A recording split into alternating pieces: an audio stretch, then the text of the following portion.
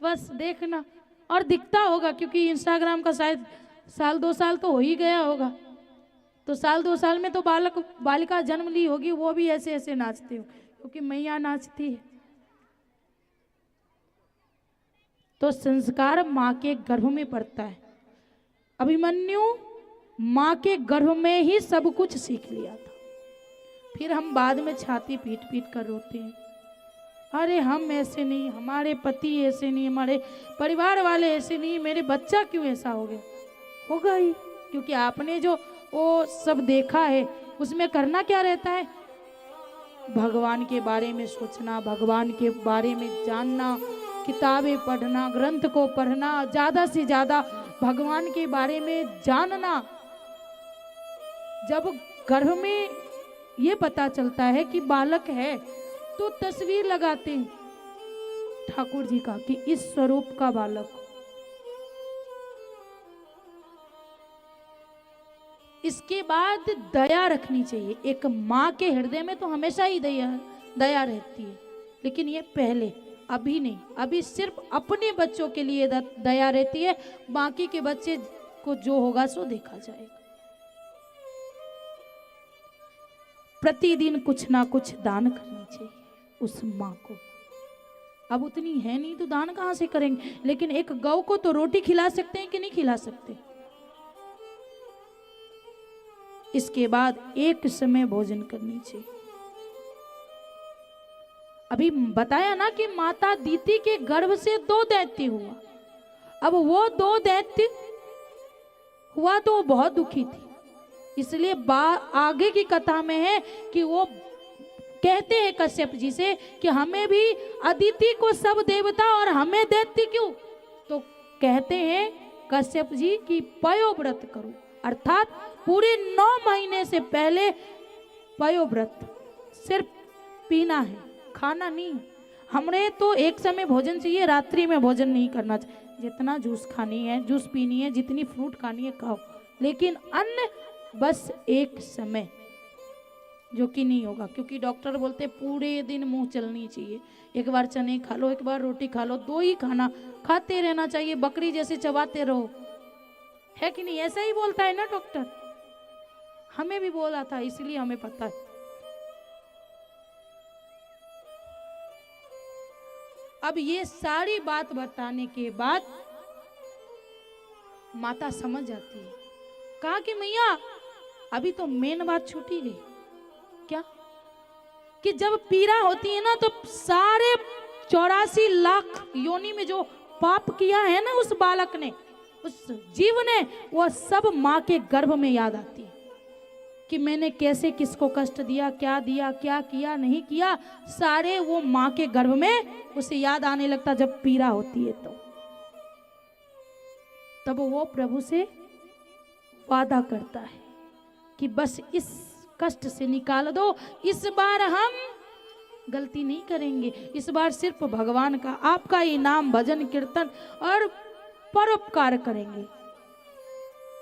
लेकिन जैसे ही जन्म लिया के नीचे ऐसे लगाओ ना कि उसको भी याद रहे और जब तक जिंदा रहे वो मार याद रहे, क्योंकि आज हम उसके मार खाने पर हंसेंगे तो कल वो आज थप्पड़ से मार रहा है, कल लठ से मार के घर से निकाल देगा, इस पे कोई हंसी नहीं।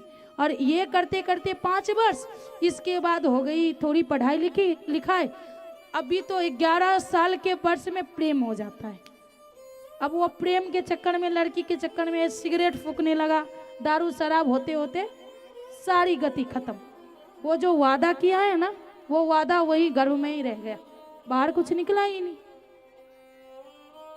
किसी ने फांसी लगा ली, किसी ने ऐसे ऐसे करके, किसी ने जिंदा रहकर भी कोई जिंदा नहीं, कोई जिंदा नहीं, सब भूल जाते। कहते हैं कि सबने, जितने जीव है, सबने माँ के गर्भ में वादा किया है कि हमें इस जंजाल से निकालो तो हम अब ये पाप नहीं करेंगे। अब होगा कि हमें याद नहीं है, बचपन की बात याद है क्या, आपने क्या किया है? नहीं, मम्मी बताती है तो थोड़ी बहुत याद आती।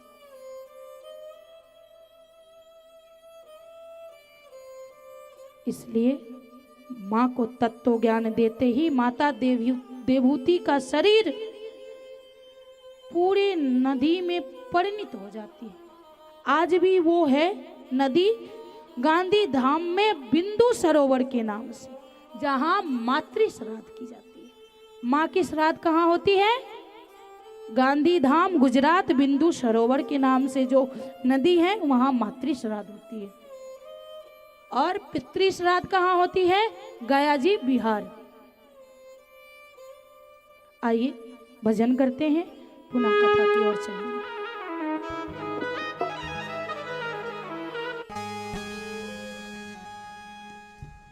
बड़ा ही दयालु है बाके बिहारी, एक बार वृंदावन जा करके देखो, सांवरे को दिल में बसा करके देखो, सांवरे को दिल में बसा कर तो देखो, दुनिया से मन को हटा करके देखो, दुनिया से मन को हटा कर तो देखो।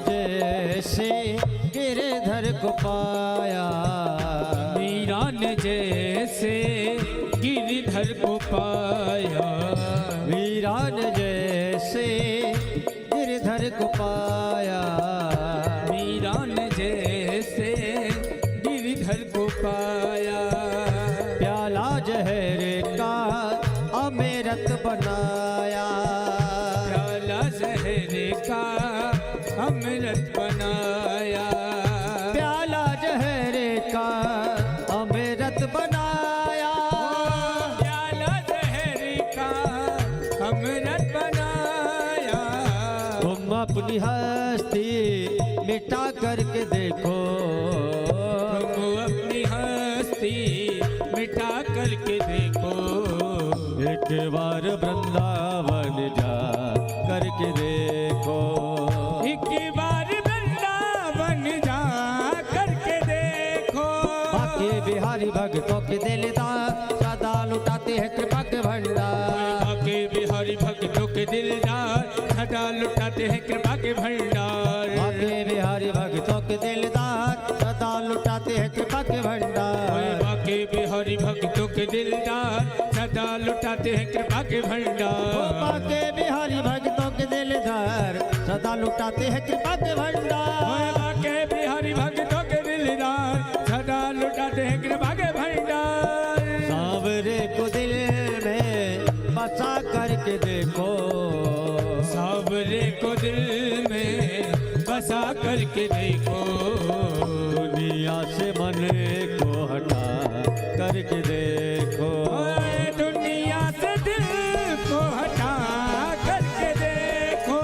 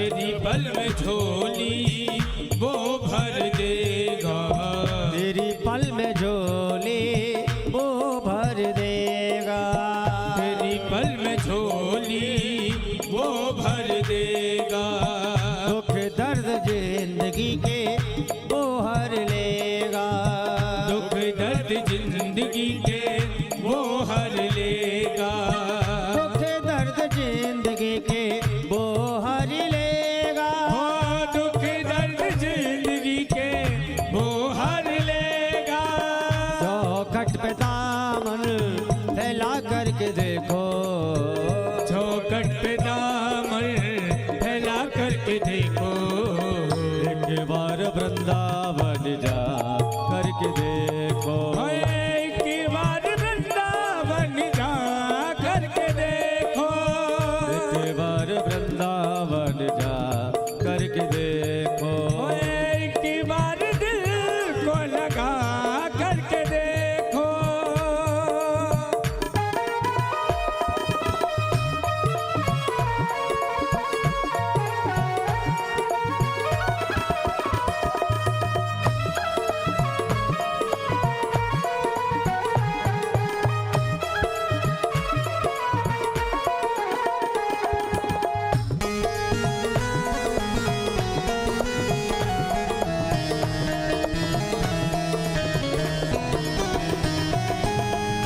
श्याम बिना तेरा कोई न अपना। श्याम बिना मेरा कोई न अपना। श्याम बिना तेरा कोई न अपना।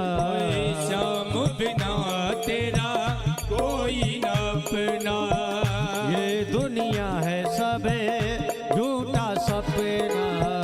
ये दुनिया है सब झूठा सपना। ये दुनिया है झूठा सपना। ये दुनिया है झूठा सपना। नजरों से पर्दा हटा करके देखो। नजरों से पर्दा हटा करके देखो। एक बार वृंदावन जा करके देखो। एक बार वृंदावन जा करके देखो।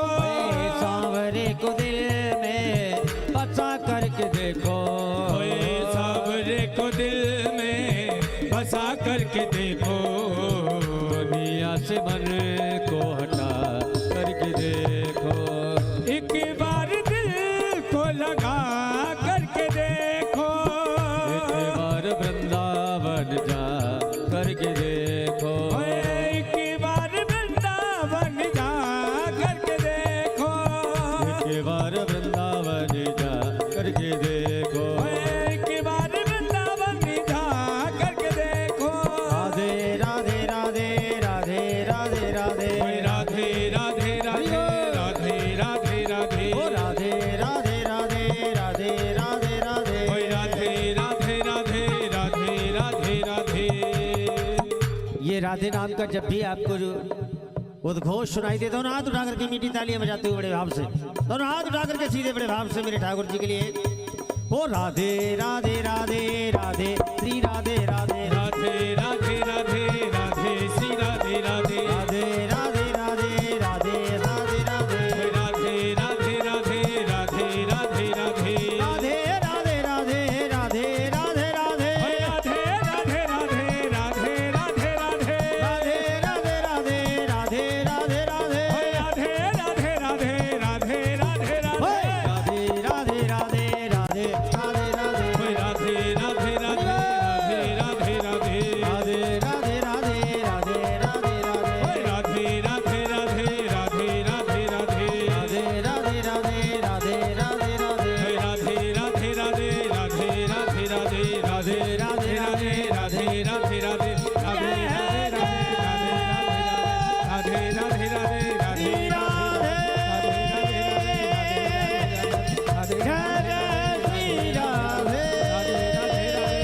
राधे राधे।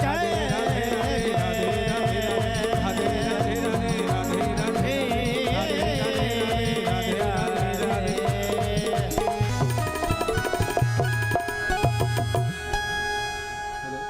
राधे रानी सरकार की जय हो।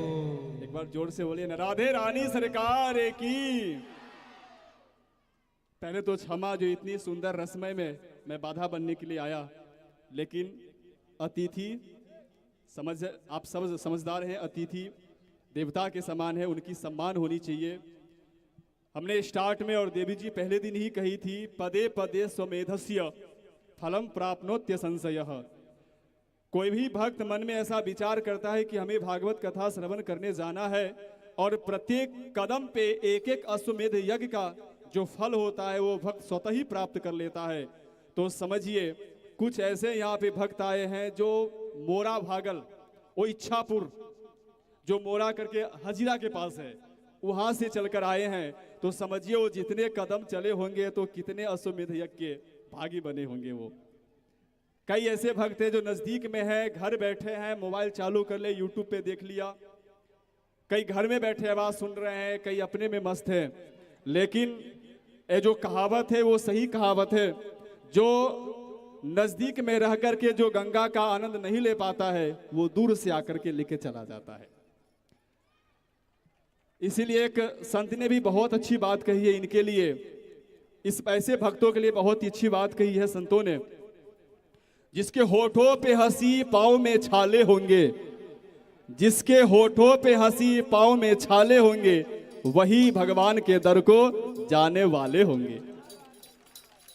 इसी के बीच हमारे समक्ष हजीरा के तरफ से जहां इच्छापुर है वहां से श्रीमान रमेश सिंह जी, जो इच्छापुर बीजेपी के कार्यकर्ता है, वहां के लीडर है, मैं उनसे आग्रह करूंगा कि आप आकर के देवी जी से आशीर्वाद ग्रहण करें। साथ ही साथ उनके साथ इच्छापुर से आए हैं आशुतोष राय जी, मैं उनसे भी आग्रह करूंगा कि आप देवी जी से आकर के आशीर्वाद ग्रहण करें। साथ ही साथ श्रीमान मनोज झा जी जो अल्थान से आए हैं, इनके साथ मैं उनसे भी आग्रह करूंगा कि आप देवी जी से आकर के आशीर्वाद ग्रहण करें। साथ ही साथ इच्छापुर में मिथिला समाज है और उस मिथिला समाज की बहुत मान प्रतिष्ठा है सूरत में। और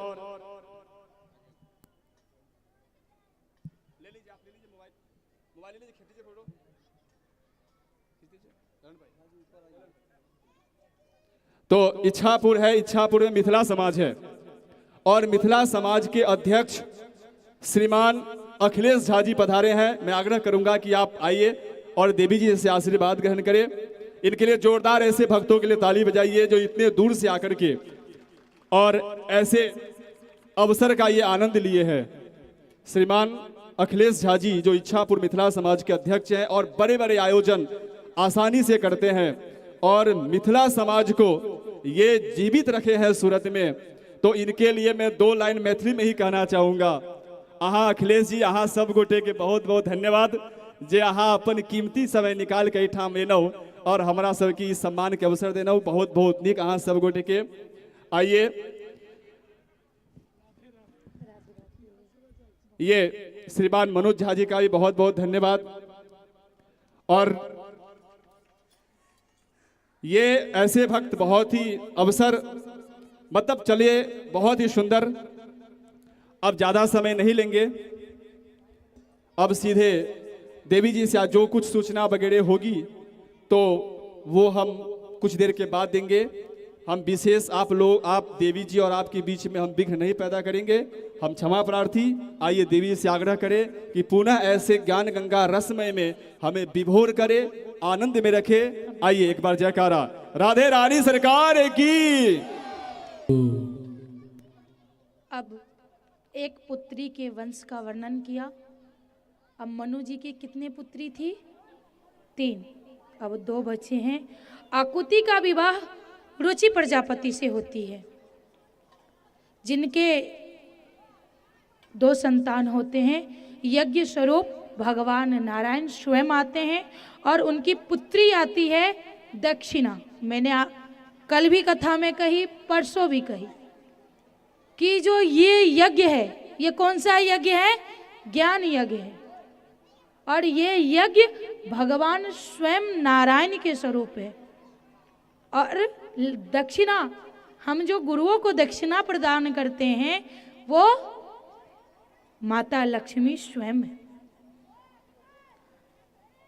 अब 2 संतान होने के कारण माता दक्षिणा को उनके नाना श्री अपने साथ लेके जाते हैं। अब उनके नाना श्री कौन है? मनु जी साथ में लेके जाते हैं। जब विवाह के योग्य होती है तो उन्होंने अपने नाना और अपनी नानी से कहा कि मुझे यज्ञ से ही विवाह करनी है, क्योंकि नारायण कभी भी लक्ष्मी की होगी।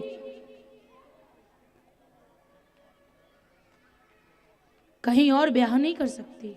उनके कहने अनुसार दोनों को विवाह कर देते हैं। अब यज्ञ और दक्षिणा से 12 पुत्र उत्पन्न होते हैं। तोष, प्रतोष, संतोष, भद्र, शांति इत्यादि इत्यादि 12 पुत्र उत्पन्न होते हैं। अब प्रसूति का विवाह ब्रह्मा जी के पुत्र दक्ष प्रजापति से होती है। उन्होंने जिस समय में भागवत जी लिखी गई उस समय में सिर्फ उन्हें 16 कन्याएं थी। कितनी? 16।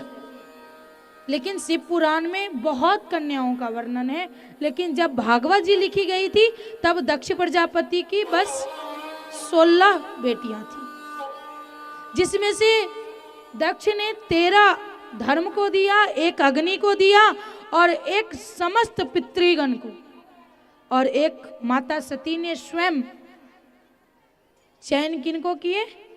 भगवान शंकर को।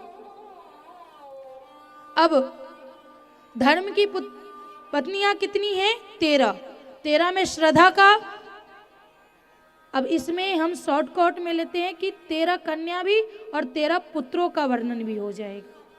श्रद्धा से शुभ, मैत्री से प्रसाद, दया से अभय, शांति से सुख, तुष्टि से मोद, पुष्टि से अहंकार और क्रिया से योग, उन्नति से दर्प, बुद्धि से अर्थ। ये सब जो हम जीवन में उपयोग करते हैं यही है धर्म के 13 पत्नी और 13 पुत्र। अब अग्नि देव की जो पत्नी थी स्वाहा, उन्होंने 3 पुत्र को उत्पन्न किया। कौन कौन? पावक, पावमान और सुचि। पितर की पत्नी थी स्वधा, उन्होंने 2 पुत्री को जन्म दिया, धारणी और वायुना।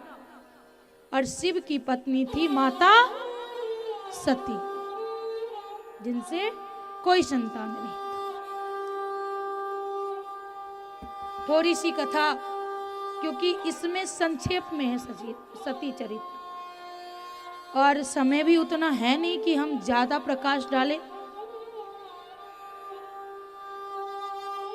एक बार पहले प्रजापतियों ने यज्ञ का आयोजन किया। यज्ञ का आयोजन किया तो पहले ऐसे होता था कि जैसे यहाँ यज्ञ हुआ है तो आयोजक 10-15 जो भी होंगे आपस में बात किए होंगे कि ऐसे कथा करवानी।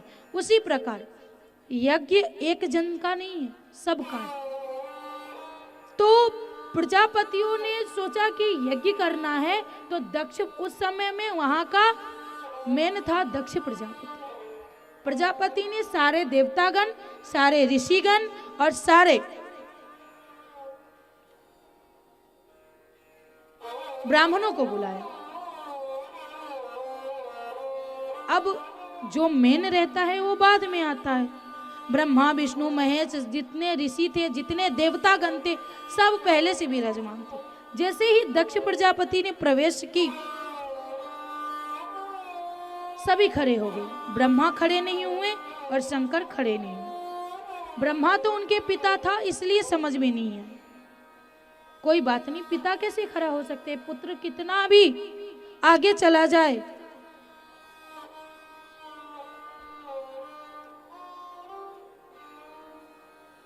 लेकिन पिता के समान तो, पिता के सामने तो हमेशा ही वो छोटा ही रहता है। अब इस बात से उसे कष्ट हुई कि शिव की इतनी हिम्मत। अब उसके मन में तो कष्ट पहले से था। अब कोई लव मैरिज कर लेना तो लाख सुंदर जमाई आ जाए, लाख व्यवहारिक आ जाए, लेकिन वो अच्छा कभी नहीं हो सकता ससुराल वाले के लिए। क्यों? क्योंकि अपनी इच्छा से विवाह की है उनकी पुत्री ने। तो अब इस बात को लेकर उसके मन में पहले से ही कष्ट थी, और आज वो खड़ा नहीं हुए तो इसके मन में ये हुआ कि अरे मैं इसका ससुर, इसने मेरा अपमान किया। अब उठ के खड़ा हो गया और जो बात नहीं करनी थी वो उठक पटक वाली बात करना चालू कर दिया कि तू ऐसा है, तू ऐसा है, तेरे भक्त ऐसे बहुत। अब ये देखकर नंदी को रहा नहीं गया। अब जिसके गुरु को अपमान करेंगे वो सहेगा क्या? जिसके स्वामी का अपमान करेंगे वो नहीं सह सकता। जैसे ही उठ के खड़ा होने लगे नंदी, शंकर जी हाथ पकड़ के बैठा देते हैं कि हम ससुर जमाई की बात है, तू बीच में मत आ। लगता है कि आप भजन कीजिए और हम झांकी बुलवा देते हैं, क्योंकि कथा के योग्य ये लोग नहीं है।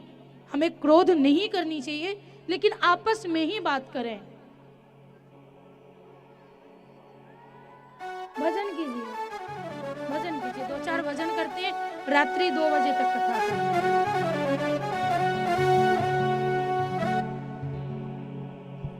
सभी से निवेदन, थोड़ा सा शांति का दान दें, वार्तालाप न करें, क्योंकि कथा में विघ्न होता है।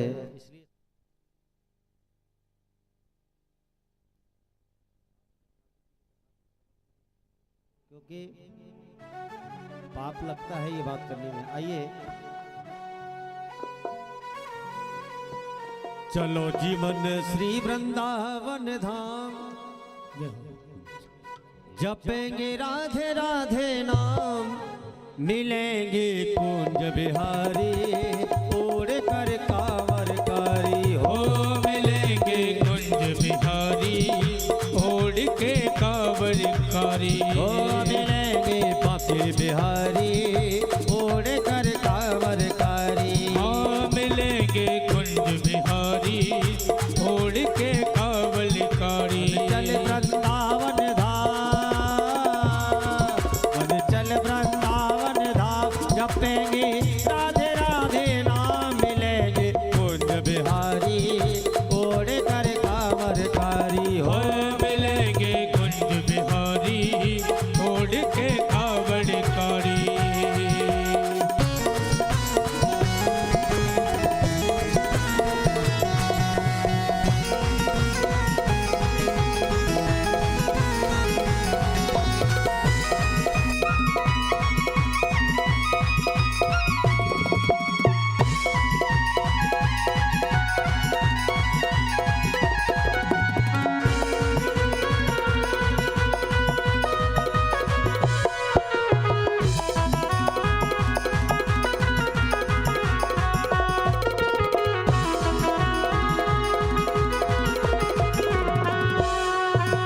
प्रात होत हम श्री यमुना जी जाएंगे, प्रात होत हम श्री यमुना जी जाएंगे।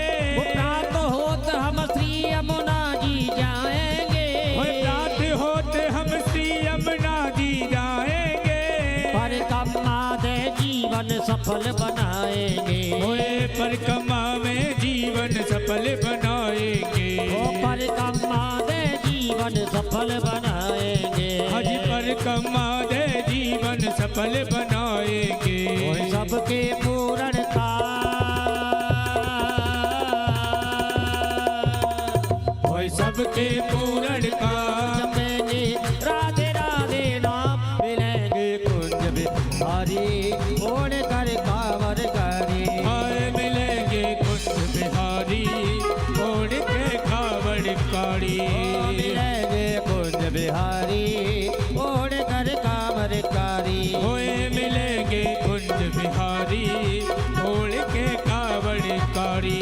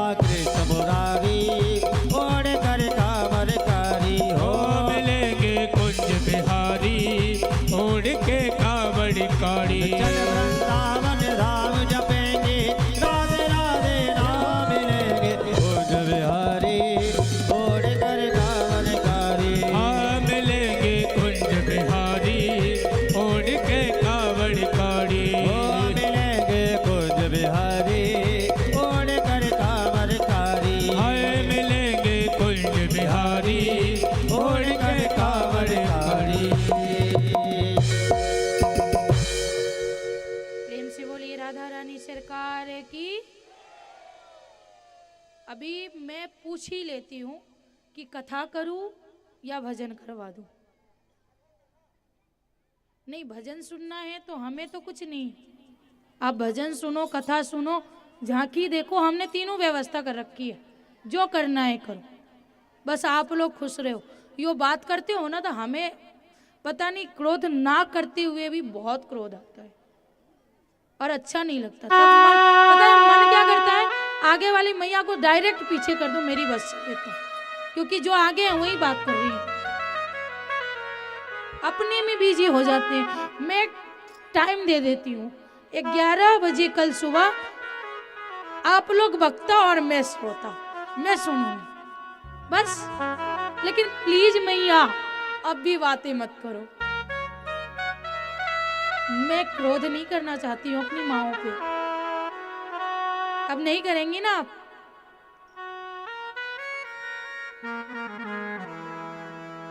तब उन्होंने एक बार देखा, 2 बार देखा नंदी देव, अब उन्हें रहा नहीं गया, उठ के खड़ा हुए और दक्ष को श्राप दे दिया कि जा दक्ष, तुम्हारा सिर बकरे का हो जाएगा।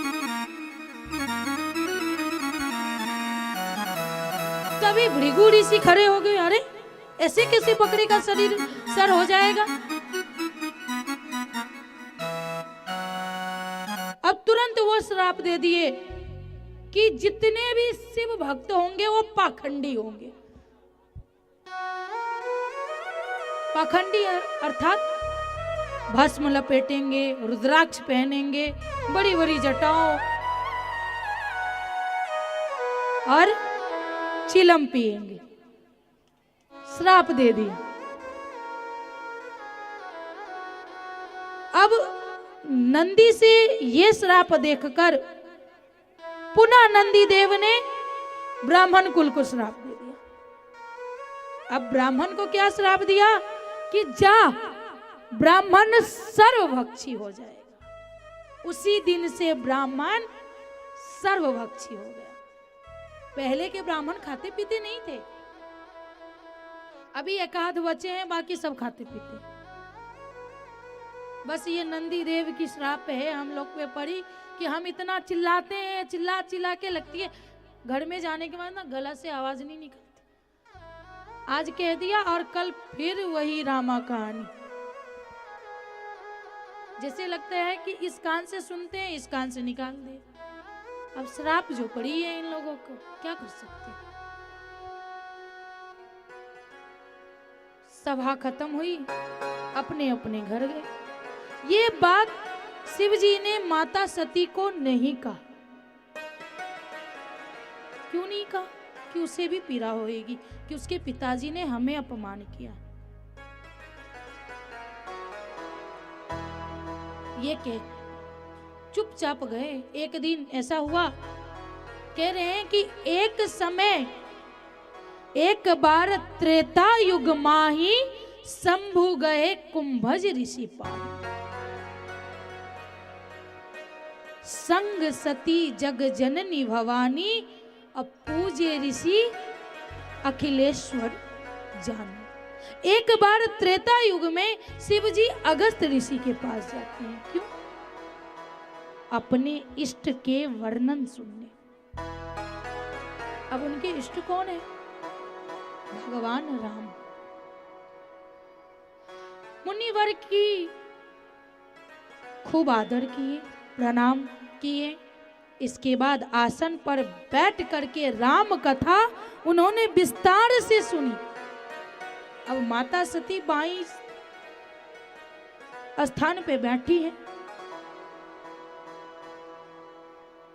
तो चुपचाप सुन रही हूँ। कह रहे राम ऐसा, राम ने रावण को जान गया। ये जितनी रामायण में बातें हैं सब सुना दिया। कौन? अगस्त मुनि जी ने। मनी मनी सोच रहे हैं माता सती की अगर वो देवता है, भगवान है, तो माता सीता के लिए ऐसे तरफ क्यों रहे? इसका मतलब भगवान नहीं है। पूरी कथा संपन्न होने के बाद कैलाश जब लौटते हैं, अब ये तो अंतर्यामी, इनके मन में पता चल गया कि इसके मन में कुछ चल रहा है।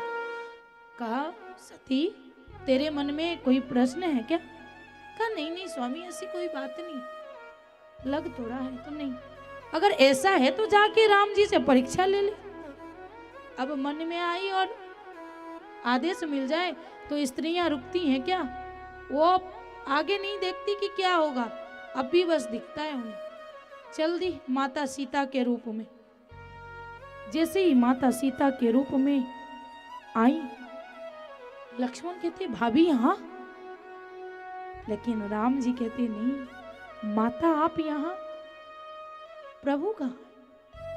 अब हमारी चोरी पकड़ी जाए तो शर्मिंदगी कितनी होती है। बिना जवाब दिए माता सती चुपचाप कैलाश वापस आ जाती। सब देख रहे हैं, त्रिभुवन के स्वामी। कहा कि ले लिया परीक्षा? ना ना ना ना, आपकी बातों पे तो भरोसा थी हमें, हम नहीं लिए परीक्षा। कहा अच्छा ऐसा? मन ही मन शिव जी सोचते हैं कि इसने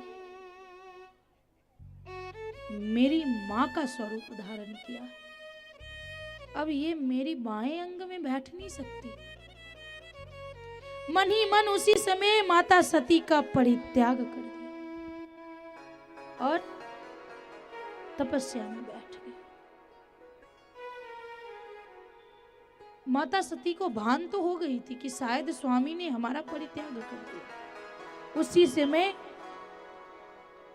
राम जी से कहती हैं कि प्रभु अगर सिवाय शिव के मैंने किसी और को देखा हो तब तो ना हो, लेकिन अगर उनके सिवा किसी को ना देखा हो तो ये शरीर अब छूट जाए, क्योंकि मैं उनके बिना नहीं रह सकती।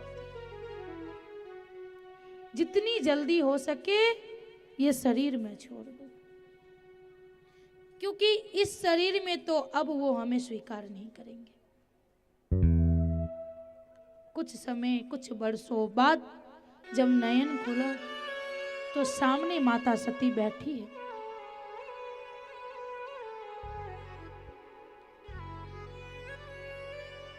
अब शिव जी ने कथा सुनाई। कथा सुना ही रहे थे कि देखा कि आकाश में विमान जा रही है इधर से उधर। माता सती पूछती है कि ये विमाने कहाँ जा रही? कहा तुम्हारे पिता ने यज्ञ का आयोजन किया है। अब माता सती कहती है कि हमें भी जाना, क्योंकि मन में पीड़ा होती है ना, तो कब होता है कि मायके जाऊं अपनी माँ से बताऊं थोड़ी सी पीड़ा कम हो जाए। शिव जी कहते हैं देखो आमंत्रण नहीं आया है तो हम नहीं जा सकते, लेकिन माता सती हट करने लगती है कि नहीं मुझे जाना है, जाना है। जब जाना है तो नंदी के संग लगा देती हैं, कहते हैं जा। गई, जैसे ही गई अब सारी बहनें आई हुई, सबने देखा इसको तो बुलाया नहीं, देखो आ गई। एक हम आए और कोई मुस्का दे, इसका मतलब है कि वो हमारी इज्जत कर रही है। हम आए इसकी खुशी और ज्यादा जोर से हंसने लगे तो समझ जाना कि मेरे आना इसे पसंद नहीं है। माँ तो माँ होती है। माता सती माँ के पास जाती है, गले से लिपट कर रोती है और कहती है मैया मुझे यज्ञ का मंडप देखना है। खा जा। देखा कि सबका जगह दिया है, सबका स्थान मिला है, पर मेरे पति का नहीं। उसी समय माता सती कहती है कि ये ब्राह्मण, मुझे तो शर्मिंदगी है कि मैं इस दक्ष की पुत्री हूं, लेकिन तू तो ज्ञानी था ना। परमेश्वर की जगह नहीं मिली और तू यहां बैठ करके दाढ़ी छू रहा है। इस दक्ष के साथ साथ तेरी भी दुर्दशा लिखी है, तेरा भी अंत लिखा है, इसलिए तेरी बुद्धि भ्रष्ट हो गई। कहते हैं कि माता सती यज्ञ कुंड में कूद गई। ऐसा नहीं, अपनी क्रोध से अंगूठे से आग उत्पन्न कर अपने शरीर को जला देती। जैसे ही जलाती हैं तुरंत पता चल जाता है आधे जले शरीर। अब क्रोध आता है शिव जी को, उसी समय जटा तोड़ करके एक कहते हैं कि जा इसके सारे यज्ञ को नष्ट कर दे। कहते हैं कि जा वीरभद्र,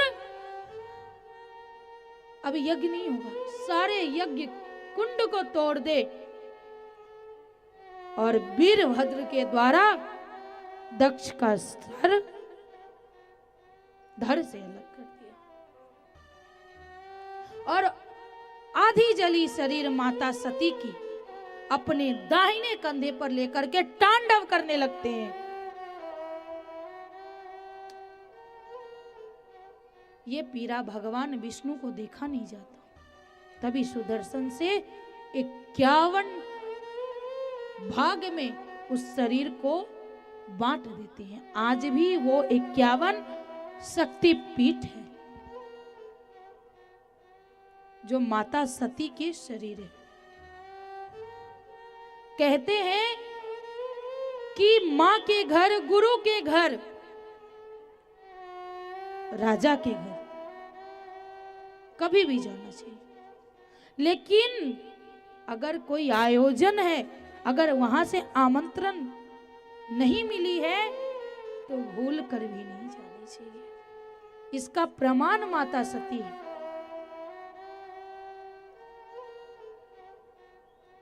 अब इसका मतलब ये नहीं कि आपको बुला लिया और पति देव को कॉल नहीं आया तो भाई हमें तो कॉल कर दिया, चल सब के सब। ऐसा नहीं होता है। हमारे गार्जियन जो हैं उन्हें कॉल आनी चाहिए कि ये आयोजन है, उसे लेकर के आना। पर ये नहीं होती, घर में विवाद छिड़ जाती है। मेरे माँ बाप ने मेरे कॉल कर दिया ना, मुझे आपको चलना है तो चलो, नहीं तो हम जा रहे। माता सती अपने शरीर का नष्ट सिर्फ इसलिए कर दिया क्योंकि उस समय उनके पति को सम्मान नहीं मिला। और ये हम सबके मन में होनी चाहिए कि जहां मेरे परमेश्वर की अपमान होती है वहां हमें नहीं जाना चाहिए।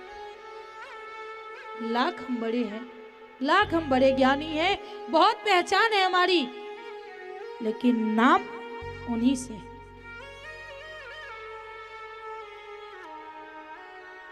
आगे की कथा है ध्रुव चरित्र। ओ भोलेनाथ से निराला कोई और नहीं, भोलेनाथ से निराला कोई और नहीं, भोलेनाथ से निराला कोई और नहीं, शंभुनाथ से निराला कोई और नहीं, कोई और नहीं, कोई और नहीं, कोई और नहीं, कोई और नहीं, भोलेनाथ से निराला कोई और नहीं, शंभुनाथ से निराला कोई और नहीं।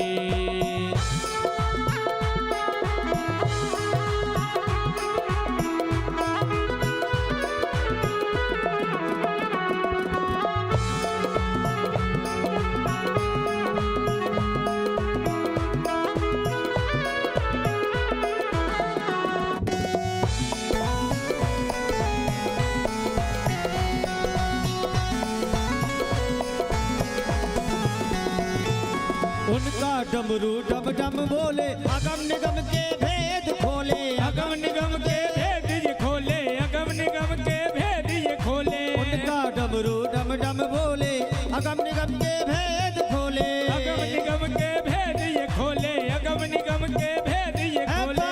भक्तों का रखवाला कोई और नहीं, हो ऐसा भक्तों का रखवाला कोई और नहीं, महाकाल से निराला कोई और नहीं, हो महाकाल से निराला कोई और नहीं, भोलेनाथ से निराला कोई और नहीं, हो शंभुनाथ से निराला कोई और नहीं।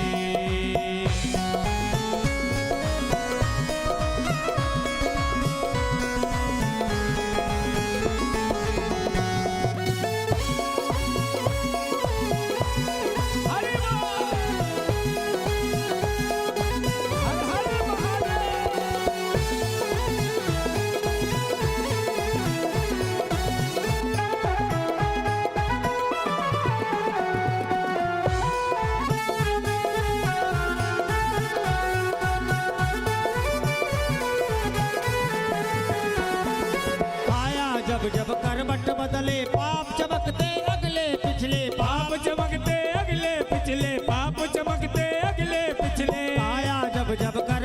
बदले पाप चमकते अगले पिछले, पाप चमकते अगले पिछले, पाप चमकते अगले पिछले। ऐसा ज्योति जगाने वाला कोई नहीं, हो ऐसा ज्योति जगाने वाला और नहीं। भोलानाथ से निराला कोई और नहीं, हो भोलेनाथ से निराला कोई और नहीं। तुमने जग का कष्ट मिटाया, मुझको स्वामी क्यों बिसराया, मुझको स्वामी क्यों बिसराया, मुझको स्वामी क्यों बिसराया। तुमने जग का कष्ट मिटाया, मुझको स्वामी क्यों बिसराया, मुझको भोले क्यों बिसराया, मुझको भोले क्यों बिसराया। मुझको बचाने वाला कोई नहीं, हो अब तो मुझको बचाने वाला और नहीं। भोलेनाथ से निराला कोई और नहीं। तालियां! नाथ से निराला कोई और नहीं। भोलेनाथ से निराला कोई और नहीं, कोई भोलेनाथ से निराला कोई और नहीं। नमः शिवाय ओम नमः शिवाय ओम नमः शिवाय ओम नमः शिवाय, ओम नमः शिवाय ओम नमः शिवाय ओम नमः शिवाय ओम नमः शिवाय। नमः शिवाय ओम नमः शिवाय ओम नमः शिवाय ओम नमः शिवाय, ओम नमः शिवाय ओम नमः शिवाय ओम नमः शिवाय। भोलेनाथ से निराला कोई और नहीं, हो शंभुनाथ से निराला कोई और नहीं। भोलेनाथ से निराला कोई और नहीं, हो दीनानाथ से निराला कोई और नहीं। भोलेनाथ से निराला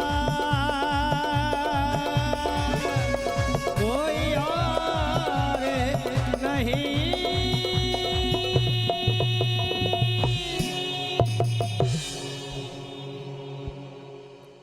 जय महाकाल।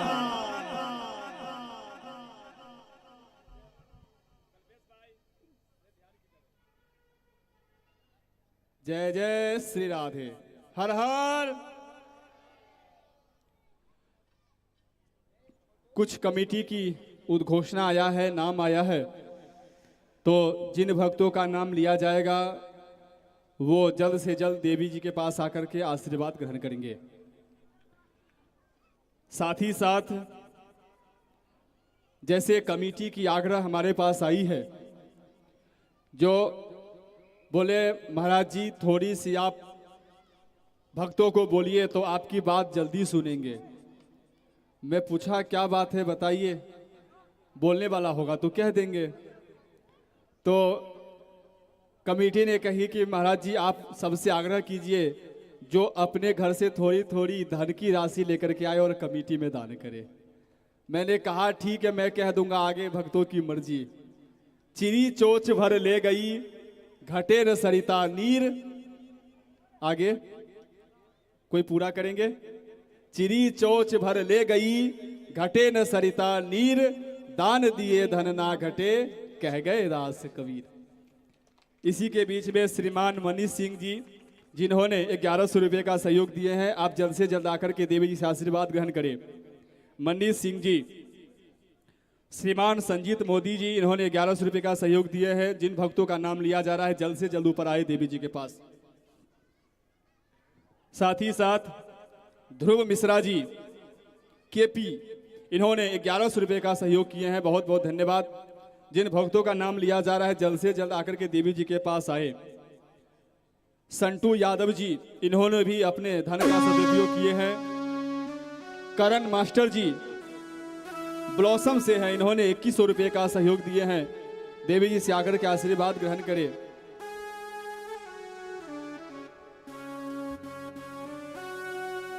साथ ही साथ गोविंद भाई जी हरिधाम सोसाइटी से हैं, इन्होंने भी अपने धनराशि का सहयोग दिए हैं। अपने देवी जी से आकर के आशीर्वाद ग्रहण करें। श्रीमान संजय गुप्ता जी, इन्होंने 5100 रुपये का सहयोग दिए हैं,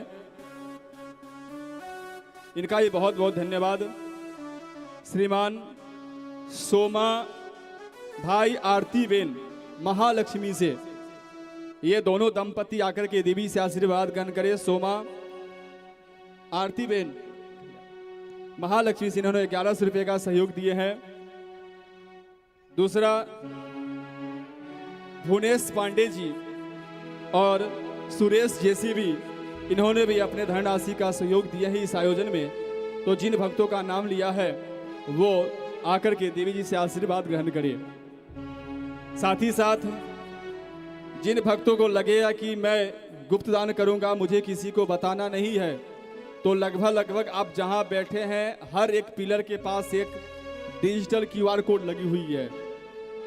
तो आप वहां पे अपने फोन पे से जाकर के स्कैनर से भी आप वहां पर अपनी सहयोग राशि दे सकते हैं। तो ये आप दूसरी बात ये होनी भी चाहिए। हालांकि मुझे इससे कोई मतलब नहीं है, मुझे ऐसा कोई मतलब नहीं आप लोगों से कहने का जो आप सहयोग राशि दे, लेकिन नहीं, यदि इस आयोजन के लिए मुझे 1 बार 2 बार 4 बार यदि बोलना पड़े तो मैं जरूर कहूँगा, क्योंकि मुझे पता है कमेटी से जो बात हुई है मेरी वो तो मिलने वाला ही है, वो तो हमें देंगे ही, तो हमें तो कोई दिक्कत नहीं है। लेकिन नहीं, ये हमारा जिम्मेदारी है, ये हमारी जिम्मेदारी है, ये हमारी एक ये जिम्मेदारी होनी चाहिए जो कमेटी के पास जाए पूछे। और कई भक्तों का यहाँ के था पता नहीं, पर बाहर कई जगह ऐसा हमें पता मिलता है, सुनने को भी मिलता है। पंडित जी महाराज जी ज़्यादातर कमेटी को सुनने को मिलता है। महाराज जी को क्या मतलब, कमेटी को सुनने को मिलता है? सुनिए कमेटी सर, पहले तो आती है गणपति, आप दक्षिणा लेके जाते हैं, फिर आती है नवरात्रि, उसमें लेके जाते हैं, फिर कोई ना कोई प्रोग्राम होता है उसमें लेके जाते हैं, और इतनी बड़ी कथा करेंगे सोसाइटी में तो वहां से कहां से लेकर के आएंगे हम? ऐसी बात नहीं है। भगवान की कथाओं में, यज्ञ में, अनुष्ठान में उसका ही धन लगता है जिसके ऊपर गोविंद कृपा करते हैं, नहीं तो चाह कर भी उसका धन उस यज्ञ में, उस अनुष्ठान में नहीं लग पाएगा। हाँ ऐसा होता है, कई सारी इसमें होती है, तो आप कमेटी से जाए, कमेटी को देने की कोई जरूरत नहीं है, आप लोगों को जाए और जाकर के जो सामान आ रहा है उसमें आप दे करके, जैसे यहाँ पे कई सारे संगीत वाले की दक्षिणा होगी, यूट्यूब वाले की होगी, झांकी वाले की होगी, हमारी भी होगी, तो कौन देगा? जय जय श्री। तो आइए देवी जी से सीधे आग्रह करें, जो देवी जी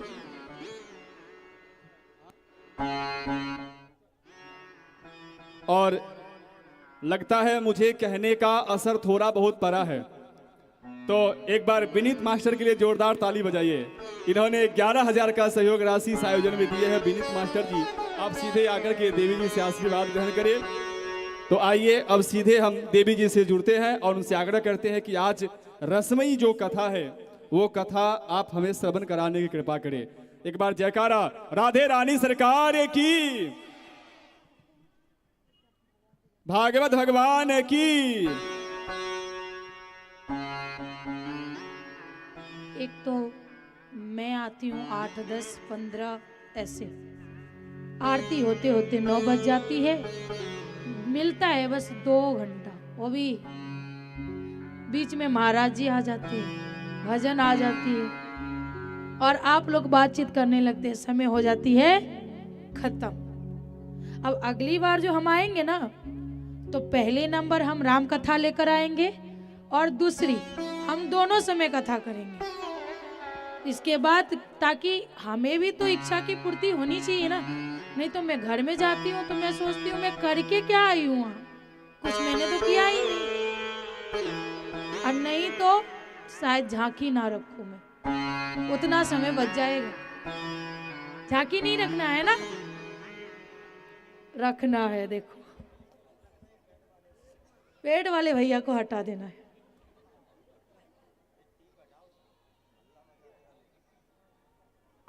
प्रेम से बोलिए राधा रानी सरकार की।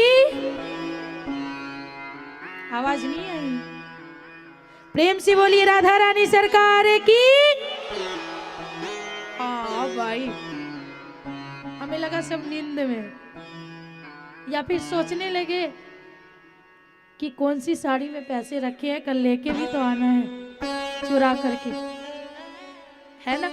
मिर्ची की डब्बे में है कि हल्दी की डब्बे में, चाहे जहां भी है बस लाना है, क्योंकि चोरी का धन अगर दान में दे देंगे ना तो पाप नहीं लगेगा। और हीरा का चोर हो या खीरा का चोर, चोर चोरी होता है, घर में चोरी करे या बाहर करे, अगर उसका दशांश दान कर दोगे तो पाप नहीं लगने वाली है। आइए कथा की ओर चलते हैं। अब परीक्षित पूछते हैं सुखदेव जी महाराज से कि आपने एक भाई के लिए बताया, हिरण्याक्ष के लिए, लेकिन उसका जो छोटा भाई था हिरण्यकश्यपु, उसका क्या हुआ? तो कहते हैं सुनो। एक दिन की बात है, जैसे ही पता चला कि हिरण्याक्ष मारा गया तो हिरण्यकश्यपु क्रोध में आ गया। कहा नारायण की इतनी हिम्मत, उसने मेरे भाई को मार डाला, अब मैं नारायण को नहीं छोड़ूंगा, अब मैं तपस्या करूंगा, भगवान को प्रसन्न करूंगा और फिर उस नारायण को नहीं छोड़ूंगा। उसकी पत्नी तो वैसे बहुत थी, लेकिन वो प्रेम अपनी छोटी पत्नी कयाधु से करता था।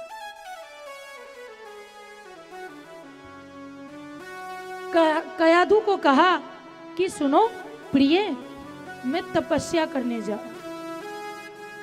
कहा ठीक है जाइए। जैसे ही वो बेचारा घर से निकला, सुखदेव जी महाराज थे पैर पे। सुगा के रूप में कौन है? सुखदेव जी महाराज। अब जैसे ही देखा इस पापी हिरण्यकश्यपु को, तो नारायण नारायण नारायण, जैसे ही नारायण कहने लगे क्रोध में आ गया। अरे मेरी तो दिन खराब हो गई, हम तो जा नहीं सकते, अब मेरे दुश्मन का नाम ले लिया इसने, वापस आ गए। कयाधु ने पूछा आप तो तपस्या के लिए गए थे स्वामी, वापस? कहा क्या कहूं, एक तोता था पैर पे बैठा हुआ, जतरा खराब कर दी उसने। कैसे? कहा जैसे ही निकला दुश्मन का नाम ले लिया उसने, पूरी दिन खराब होगी, तपस्या सफल हो ही नहीं सकता, इसके लिए मैं वापस आ गया। कहा ऐसा? क्या बोला उसने? कहा क्या बोला? उसी नारायण का नाम ले रहा था उसने। अब कयाधु सोचती है कि आज मौका है, अगर ये कम से कम 108 बार बुलवा लिया स्वामी जी से, इस रात के सहयोग से जो संतान होगा तो पक्का भगवान का भक्त होगा। पूरे दिन कयाधु लगी पड़ी रही। क्या बोला उसने? कहा क्या बोला? क्या प्रिय तू बार बार पूछती है? नारायण बोला उसने, मुझे बहुत क्रोध आया। ऐसे करके उन्होंने 108 बार बुलवा ही लिया। अब उस रात में जो संयोग हुआ, उसी से भगवान के परम भक्त का जन्म होता है। सुबह होते ही तपस्या के लिए चला गया। अब ये बात इंद्र को पता चला। अब इंद्र को जैसे ही पता चला कि कयाधु गर्भवती है, अब मन ही मन सोचने लगा कि हिरण्याक्ष और हिरण्यकश्यपु दोनों इतने बलवान हैं, तो इसके पुत्र कितने बलवान होंगे।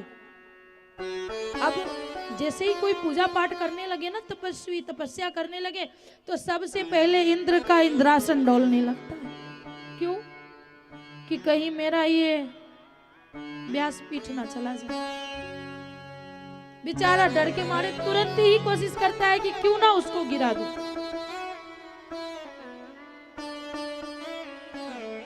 तुरंत आया और कयाधु को हरण करके ले जाने लगा कि ना तो कयाधु रहेगी, ना बालक जन्म लेगा, और ना हमें कष्ट होगा, जड़ को ही खत्म कर देना।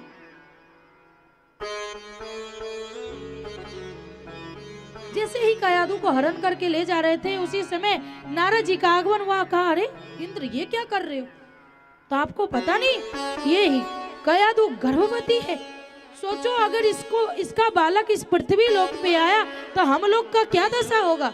अरे मूर्ख, तुझे ये नहीं पता है कि कश्यप मुनि जी ने श्राप के साथ साथ आशीर्वाद भी दिया था कि तेरे पौत्र जो होंगे वो भगवान के परम भक्त होंगे। और ये माता कयाधु के गर्भ में भगवान के परम भक्त पल रहे हैं, तू ऐसे कैसे ले जा रहा है? उन्हें अपनी साथ नारद जी अपने आश्रम लेके आए। वहां नित्य सवेरे प्रभु का पूजन पाठ कीर्तन हो रही है, गौओं की सेवा हो रही है, ऋषियों की सेवा हो रही, ब्राह्मणों की सेवा हो रही। इस बीच में पल रहे हैं भगवान के परम भक्त मां के गर्भ में। संस्कार सारा मिल रहा है उन्हें। एक दिन पीड़ा होती है और एक बालक का जन्म होता है। नारद जी नामकरण संस्कार करते हैं और उनका नाम पड़ता है प्रहलाद। 2 या 3 वर्ष के होते हैं। इसके बाद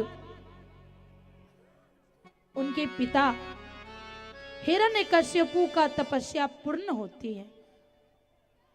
जैसे ही पूर्ण हुआ ब्रह्मा जी प्रसन्न हुए और ब्रह्मा जी कहा कि मांग वत्स क्या मांगता है। कहा कि क्या मांगता है, हमें अमर कर दीजिए। कहा बेटा मैं ही नहीं अमर हूं तो तुझे क्या करूं। त्रेता में कोई और ब्रह्मा था, द्वापर में कोई और सत्ययुग में कोई और। जैसे युग चेंज होता है वैसे ब्रह्मा विष्णु महेश तीनों चेंज होते हैं। कहा पुत्र मैं ही अमर नहीं हूं तो तुझे कहां से कर दूं, तब तो मैं कुछ नहीं लूंगा। कहा ऐसे कैसे कुछ नहीं लोगे, इतनी बड़ी तपस्या की है तूने, लेना तो पड़ेगा। कहा लेऊंगा तो फिर ऐसा करो, ना मैं आकाश में मरूं ना पाताल में, ना दिन में ना रात में, ना घर में ना बाहर में, ना मनुष्य से मरूं ना देवता से, ना अस्त्र से मरूं ना शस्त्र से। कहा तथास्तु। अब ब्रह्मा जी भावुक हो गए, जैसे हम हो जाते हैं ना कई बार, मीठी मीठी बातों में फंस जाते हैं और अपनी जिंदगी को पूर्ण तरह से हो जाते हैं। वो मीठी बात बस 2 दिन तक रहती है, तीसरी दिन होते होते फिर सारी वही रामा कहानी। अब आया कयाधु कहाँ है, पता चला कि नारद जी के आश्रम में है। तुरंत ही नारद जी को मारने के लिए म्यान से तलवार निकाल के कहा अभी खत्म कर दूंगा। कयाधु कहती नहीं स्वामी, इन्होंने तो बचाया, इंद्र हरण करके ले जा रहा था। कहा ऐसा। जैसे ही नजर उस बालक पे पड़ी, कौन, आपका ही पुत्र, से कई ज्यादा प्रिय प्रहलाद। दोनों को राजमहल लेकर के आए, लार करते प्यार करते, और बस ये सिर्फ ये बालक क्या बोलता, अब जो उसने सुना था वो बोल रहा है नारायण नारायण नारायण। अब ये बात सुनते ही उसे क्रोध आता। 1 दिन समझाई, 2 दिन समझाई, तीसरा दिन कैसा बैठे थे सिंहासन पे गोद में लेकर के, जैसे ही उसने कहा नारायण, तुरंत उठा के फेंक दिया। ले जा इसको गुरुकुल में डाल, ये बिगड़ रहा है बच्चा। गुरुकुल में डाल दिया। उस समय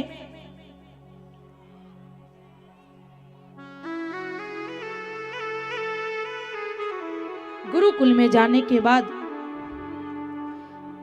उनके उस समय में उनका गुरु था संडामर्क, शुक्राचार्य जी के पुत्र। उनके द्वारा पढ़ाई जाती थी कि दैत्यों को, बच्चों को। 1 दिन बीती, 2 दिन बीती, वो धीरे धीरे कुछ और भी सीख गए। एक दिन हिरण्यकश्यपु से रहा नहीं गया, वो आया मिलने के लिए अपने पुत्र से, पास बुलाया, आजा बेटा, इतने दिन से गुरुकुल में है, कुछ सीखा? कहा हाँ सीखा ना बाबा। क्या सीखा? ओम नमो भगवते वासुदेवाय। अब तो इसकी क्रोध, कहते ना हेरी के ऊपर सिर पे चढ़ गई। तुरंत संडामर्क को देखा, अरे तुम मेरे पुत्र को मेरे दुश्मन के प्रति ले जाकर के मेरे प्रति भड़का रहा है क्या? कहा नहीं नहीं राजन, ऐसी कोई बात नहीं, मैंने ऐसा कुछ नहीं सिखाया, पता नहीं ये कहाँ सीख गया, किसने इसको सिखाया? कहा देख ध्यान देना, इस बार तो छोड़ रहा हूं, अगली बार नहीं छोड़ूंगा। बेचारा डर गया। कुछ दिन के बाद अवकाश हुई, यानी छुट्टी हुई। छुट्टी हुई, सारे बच्चे घर गए। अब राजा का पुत्र था, खुद गुरुदेव लेकर के पहुंचे सभा में, बुलाए प्रेम से, आओ पुत्र। फिर बिठाया, कहा बेटा कुछ सीखा? कहा हाँ, इस बार तो मैंने बहुत कुछ सीख लिया पिताजी। अच्छा, अब मन ही मन गुरुदेव सोच रहे हैं कि इस बार कुछ मत बोलना, नहीं तो इस बार तो गला ही उतरने वाली है हमारी। सोच ही रहे हैं, तब तक पूछते हैं कि ऐसा क्या सीखा है? कहा पिताजी मैंने नवधा भक्ति सीखा, भक्ति 9 प्रकार की होती है, बस क्रोध आ गया इस। क्या रे?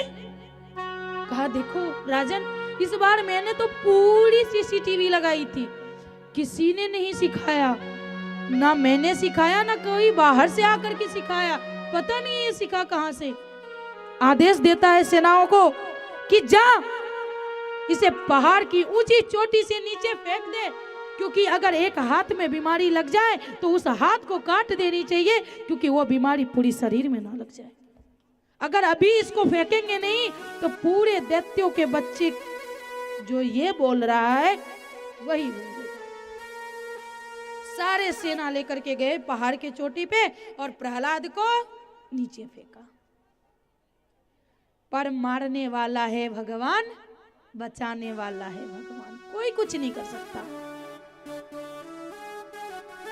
फिर गरम तेल में डलवाई तो भी कुछ नहीं हुआ,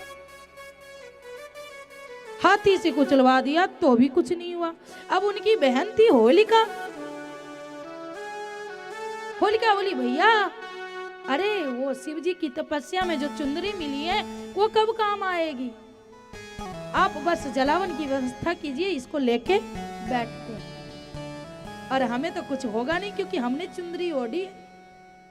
जैसे ही बैठी गोद में लेकर के प्रहलाद को सभी मिलके आग लगाए, ऐसी हवा की झोंका आई, चुंदरी उड़ गई, होलिका जल गई और प्रहलाद जैसे को तैसा। इसीलिए आइए गाते हैं, मारने वाला है भगवान, बचाने वाला है भगवान, मारने वाला है भगवान, बचाने वाला है भगवान, मारने वाला है भगवान, बचाने वाला है भगवान। बाल नमा का होता उसका, बाल नबा का होता उसका, बाल नमा का होता जिसका, रक्षक दया निधान, मारने वाला है भगवान, बचाने वाला है भगवान, मारने वाला है भगवान, बचाने वाला है भगवान।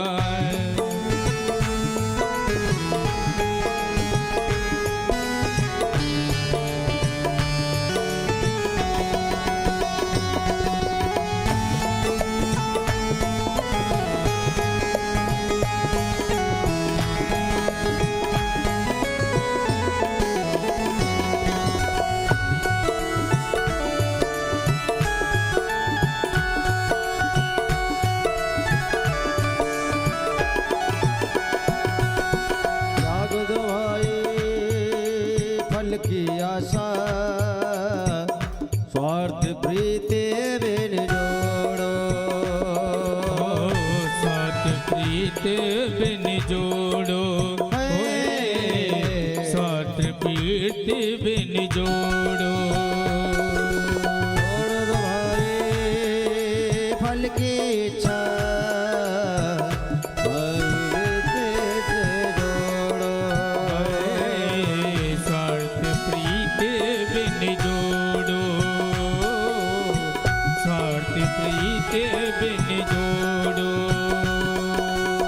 क्या होगा इसकी चिंता, जगत पिता पर छोड़ो, जगत पिता पर छोड़ो, जगत पिता पर छोड़ो। क्या होनी है क्या अनहोनी, क्या होनी है क्या अनहोनी, सबका उसको ज्ञान, मारने वाला है भगवान, बचाने वाला है भगवान,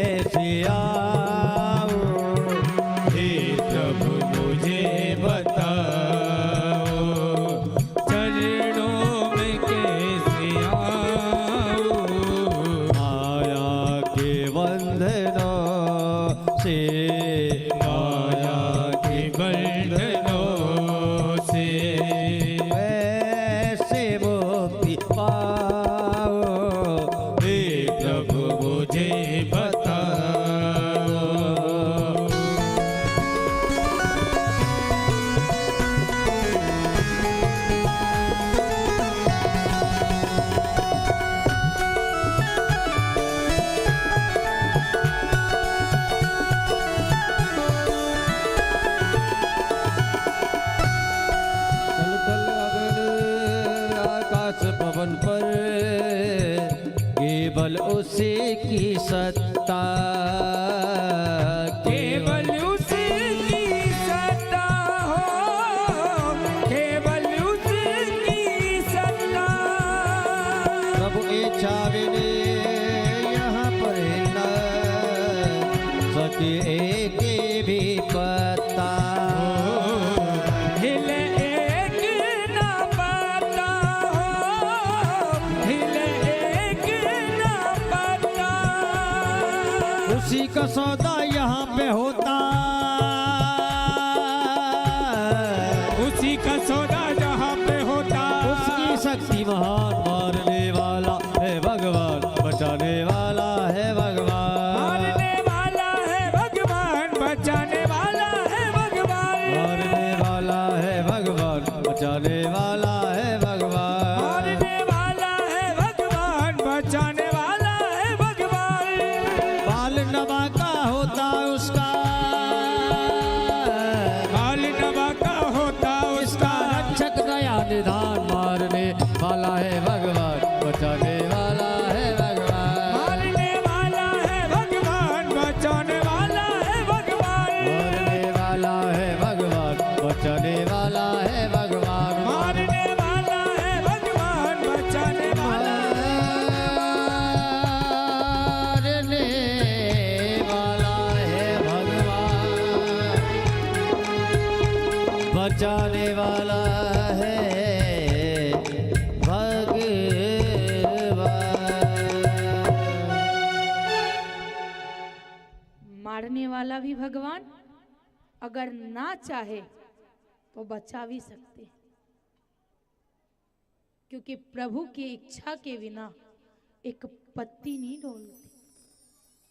और हम आरोप लगाते हैं कि प्रभु ने हमसे हमारी सुहाग छीन ली, हमारा पुत्र छीन लिया, हमारी पत्नी छीन ली। नहीं, होता क्या है कि हम मनुष्य ये नहीं चाहते हैं कि हम सामने आए। सारा कर्मात हम करते हैं, पर दोषारोपण किसी और पर थोपते हैं। बस प्रभु भी कहते हैं ऐसा हम भी करेंगे, लेकर वही जाते हैं। लेकिन बहाना क्या रहता था कि एक्सीडेंट हो गई, बीमारी थी, बुखार लग गई, ये हो गया, वो हो गया, इसकी वजह से मर गया। कभी ये नहीं कोई कहता है कि भगवान स्वयं आए थे, लेने के लिए चले गए। अब एक बार और आग्रह करते हैं हिरण्यकश्यपु से, राजन एक बार और इसे गुरुकुल जाने दो, इसे अपने तरीके से समझाओ। अच्छा, ले जाओ, मेरे नजर से दूर लेके जाओ इसे। बेचारे गुरु उठा के लेके गए। एक दिन ऐसी दिन आई, गुरुदेव कहीं इधर उधर चले गए थे किसी से मिलने। अब सारे दैत्यों के बच्चे को बुलाया, इधर आ जाओ, कहा कुछ खेल खेलते हैं। सबने पूछा कौन सा खेल खेलेंगे?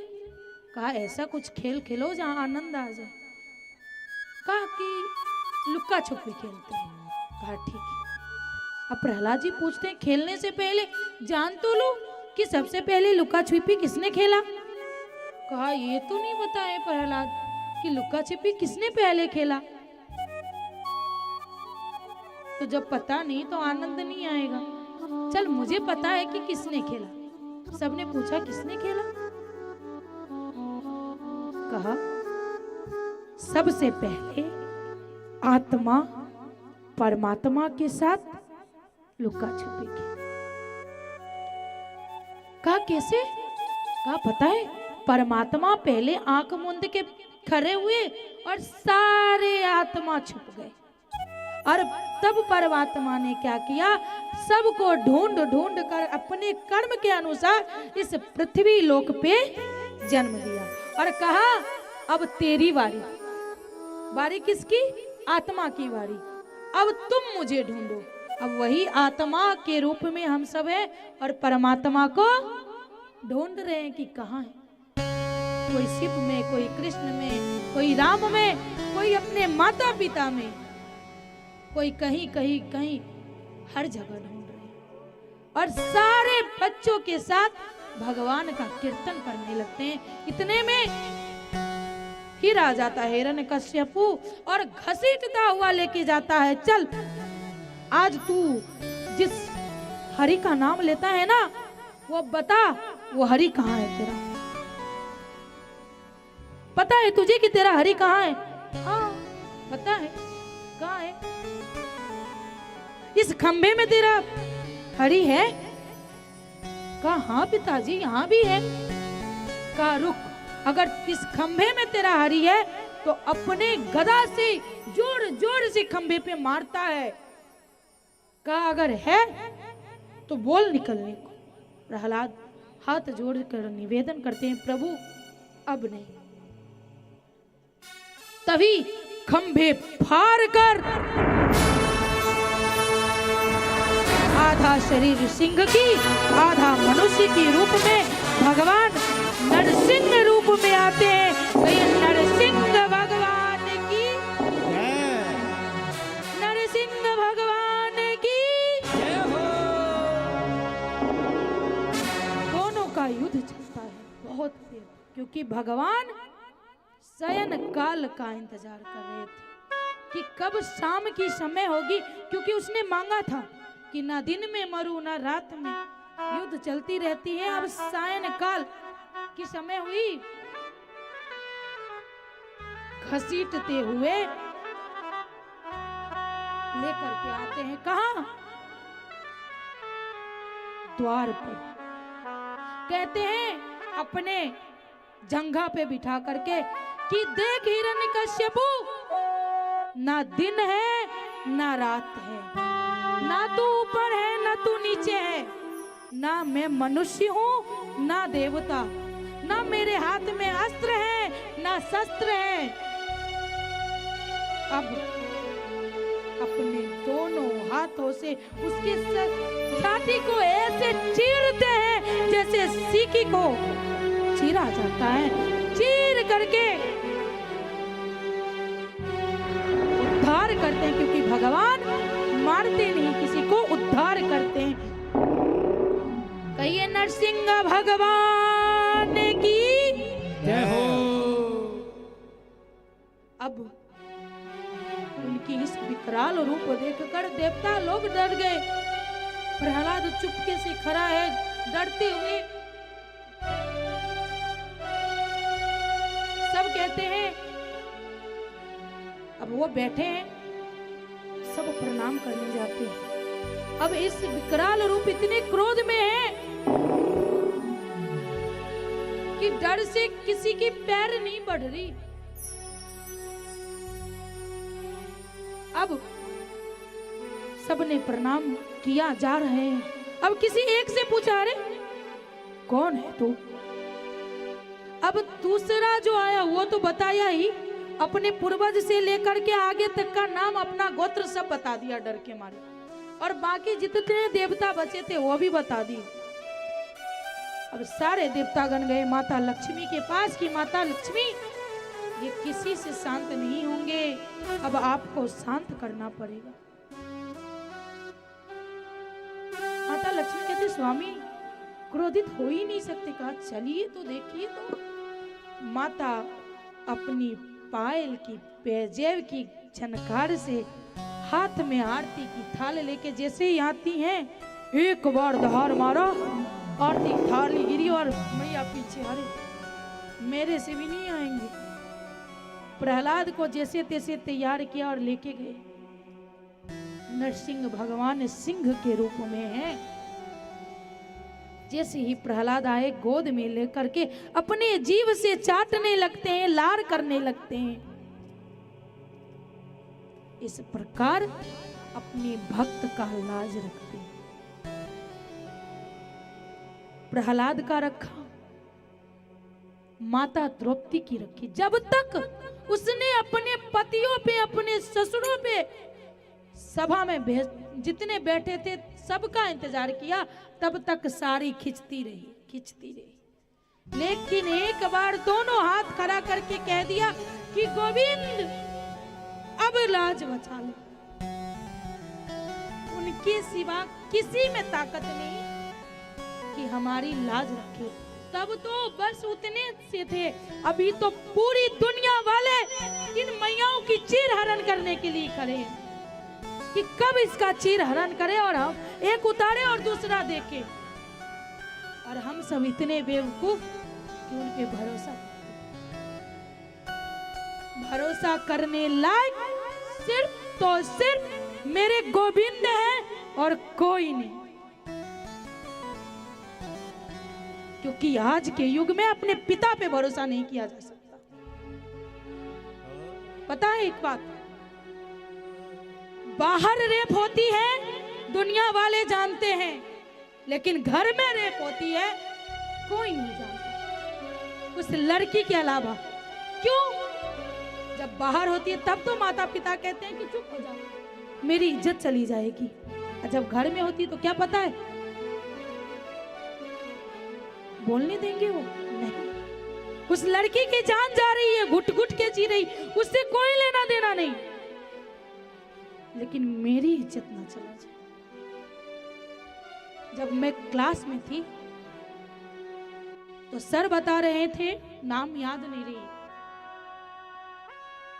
कि एक लड़की आईपीएस सिर्फ इसलिए बनना चाहती थी क्योंकि उसके घर वालों ने रेप किया था और उसकी माँ, उसके पिताजी ने उसका मुंह बंद किया था।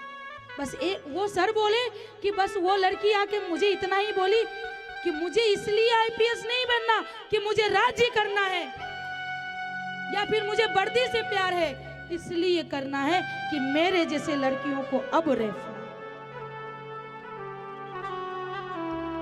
तो भरोसा करने लायक कौन है? गोविंद और कोई। आइए, समय बहुत हो गया है, अब कथा तो बहुत रह गई, लेकिन कोई नहीं, जन्म पे चलते हैं। माता दीति को बहुत कष्ट होता है किस बात की, कि उनकी बहन कश्यप जी की बड़ी पत्नी आदिति को सारे देवता पुत्र हैं, और माता दीति कहती कि मेरा क्यों, मेरा सब दैत्य क्यों, कुछ तो कीजिए। तब कहते हैं कोई नहीं, तुझे पुत्र होगा। उसी समय पयोव्रत का ज्ञान देते हैं। माता दीति भाद्र महीना में पयोव्रत स्टार्ट करती है। फाल्गुन मास के शुक्ल पक्ष द्वादशी तिथि के दोपहर 12 बजे भगवान का जन्म होता है, उनका नामकरण संस्कार होता है। पता है कौन है? बावन। शायद समझ में नहीं आई। 52 रूप में भगवान अवतरित हुए हैं। बोलिए बावन भगवान की जय हो।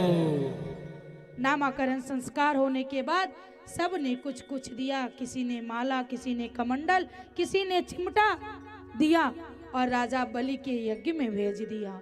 शॉर्टकट लेते हैं। वहां जाने के बाद उन्होंने 3 पग भूमि मांगी। शुक्राचार्य जी ने रोका तो उनकी एक आंख चली गई।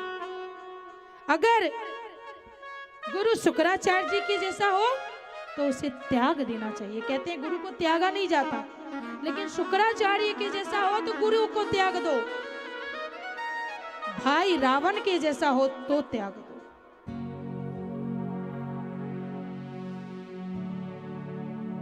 तीन पग भूमि मांगी। बलि के मन में यह था कि हम इतने बड़े दानी हैं, 3 पग भूमि क्या लेंगे, दे दिया। 1 पग में पूरा स्वर्ग, एक पग में पूरा पृथ्वी लोक। तब अपने आप को दे दिया।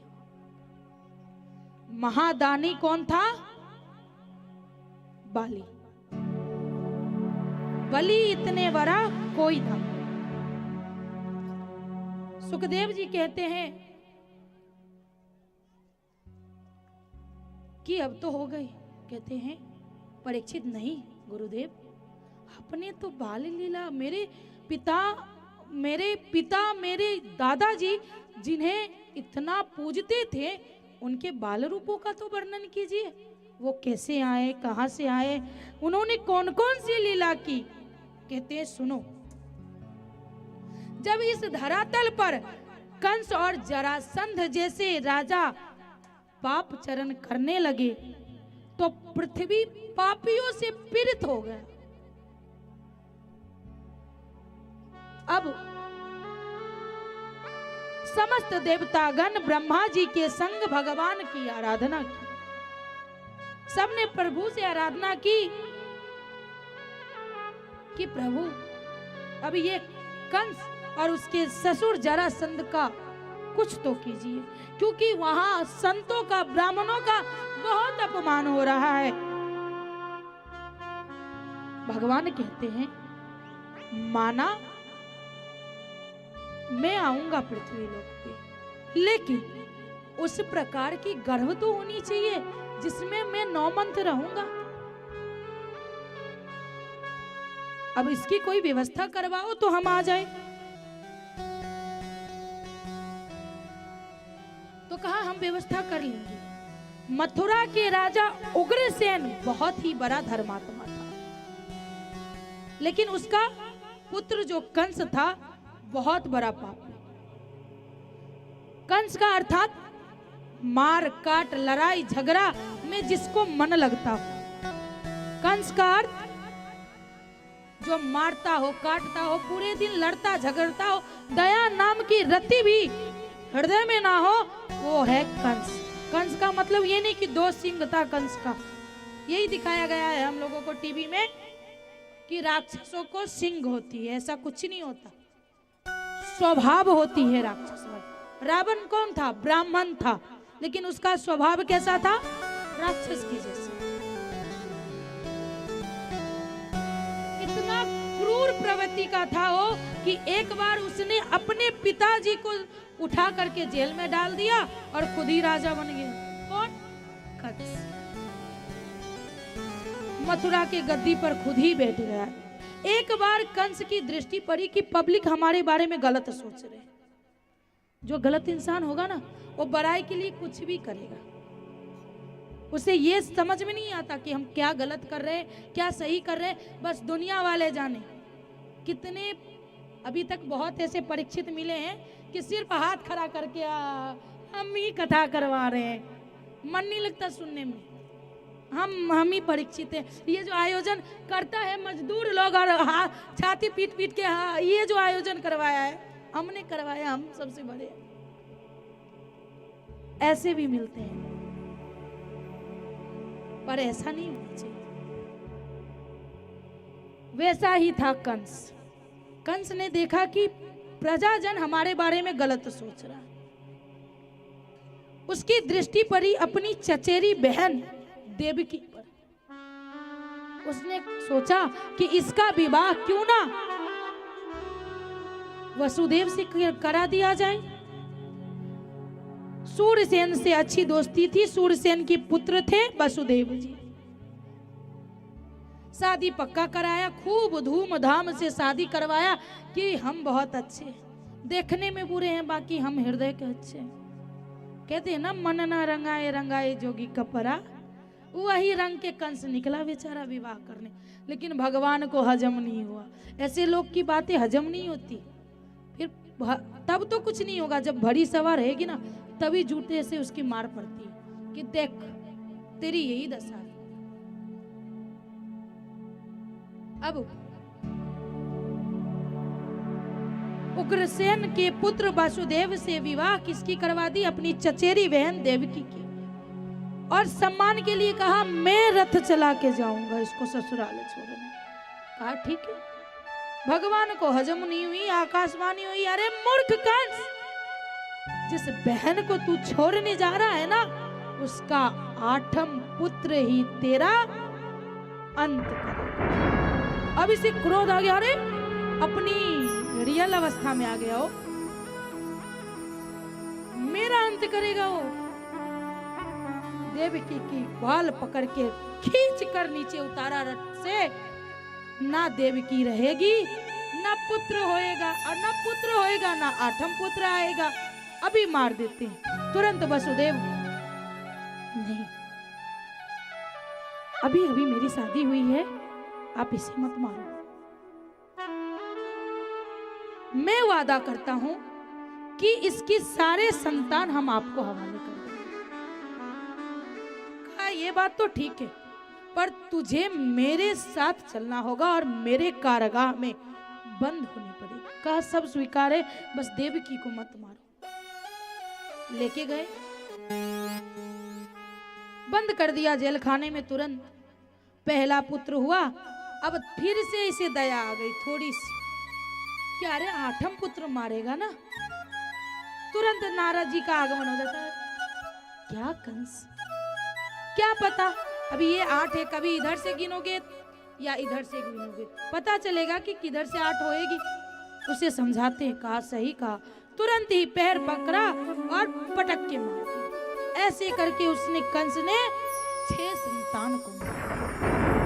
ब्राह्मण देवतागण, ऋषिगण सब निवेदन कर रहे हैं कि अब तो नहीं प्रभु, अब बचाओ। फिर गर्भवती हुई देवकी। कंस को पता चला,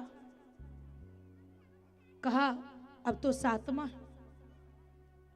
अचानक भगवान ने चाल चली, ये 7वां गर्भ माता रोहिणी के गर्भ में चली गई। फिर कंस ने कहा ऐसे कैसे हो गया। अब उनके जो 1-2 रखवाले थे, उनके ज्ञान देने वाले अच्छे थे, वो बोले डर के मार से गर्भपात हो गया होगा, इसलिए कोई टेंशन की बात नहीं। फिर पता चला कि देवकी पुनः गर्भवती है। 1 महीना बीता, 2 महीना बीता, ऐसे जैसे जैसे दिन बढ़ा, देवकी के चेहरे पे चमक अलग ही थी इस बार, क्योंकि इस बार गोविंद स्वयं आए थे, नारायण स्वयं आए थे, जिसके गर्भ में भगवान पूरे विश्व के पिता, जिस माँ के गर्भ में हो, उस माँ की चमक कैसी होगी। कहा इस बार देवकी की चमक अलग सी है।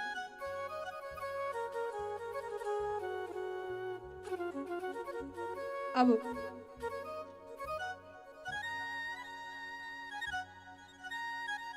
वो समय आ गया,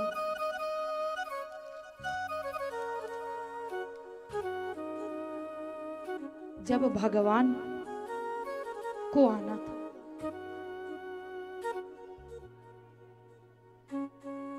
काल के नाम से हृदय कांप जाता है, बहुत खतरनाक होता है, पर आज भगवान के जन्म के अवसर पर काल भी परम सुंदर बनकर आया। काल भी परम सुंदर बन के आया है। देखो आ गए शायद। भादो का महीना, कृष्ण पक्ष, अष्टमी तिथि, बुधवार के रात्रि, रोहिणी नक्षत्र, हर्षण योग्य। आज मध्य रात्रि 12 बजे का समय भगवान अपने चतुर्भुज रूप में प्रकट होते हैं। बोलिए चतुर्भुज भगवान की जय हो। चतुर्भुज रूप में आते हैं। पता नहीं अभी पीछे रह गए, अभी चुप हैं वो, क्योंकि रोएंगे तो कंस मामा जग जाएगा, इसलिए अभी रो नहीं रहे वो। अब उस समय भगवान अचानक देवकी वसुदेव जी के सम्मुख चतुर्भुज रूप में प्रकट हुए। ये छवि देखकर दोनों ने हाथ जोड़ लिया। देवकी वसुदेव स्तुति करने लगते हैं। भगवान शंख चक्र गदा पद्म सब लेकर के खड़े हैं।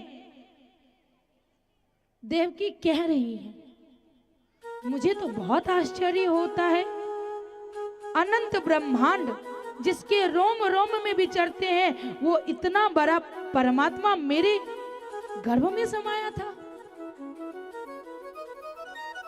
माता देवकी ने बहुत सुंदर स्तुति करती हैं। अंत में भगवान बोले, माँ पता है तुम्हें, पूर्व काल में तूने बहुत तप की थी, सो मैं आज बेटा बन के आया।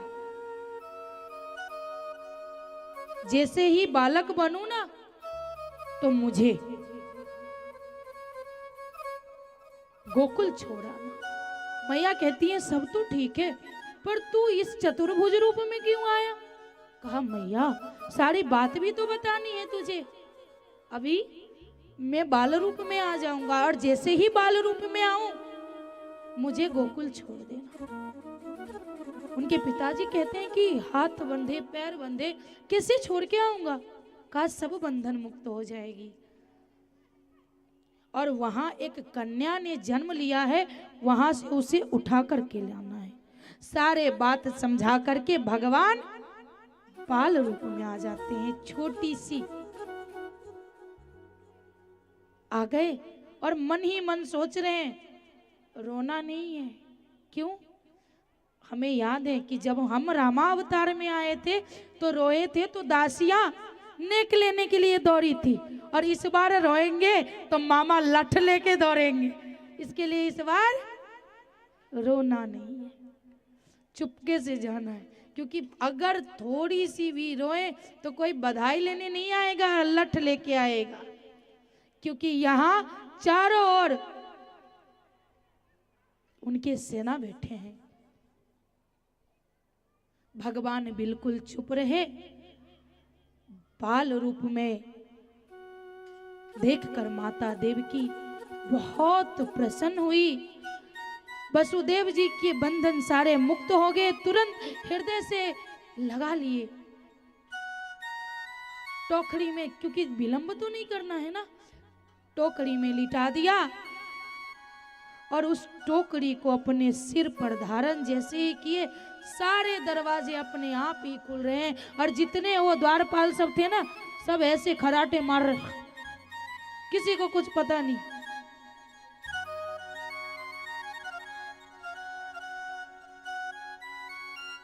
अब जैसे ही वासुदेव जी लाला को लेकर चले तो आकाश के मेघ मंडलों ने सोचा, अरे वाह, हम भी सांवले, हमारे प्रभु भी सांवले। अब ये आए हैं पृथ्वी लोक पे तो जरा स्वागत तो करनी होगी। तो कहा कि ये छोटे से अवस्था में है तो इन पे फुहारे जल के देंगे तो ये बाल अवस्था में कष्ट होगी। एक मेघमंडल बोलता है, अरे हमें जो दिया है तेरा तुझको अर्पण, तूने जो दिया है वही अर्पण करेंगे हम। धीमी धीमी सी बारिश होने लगी।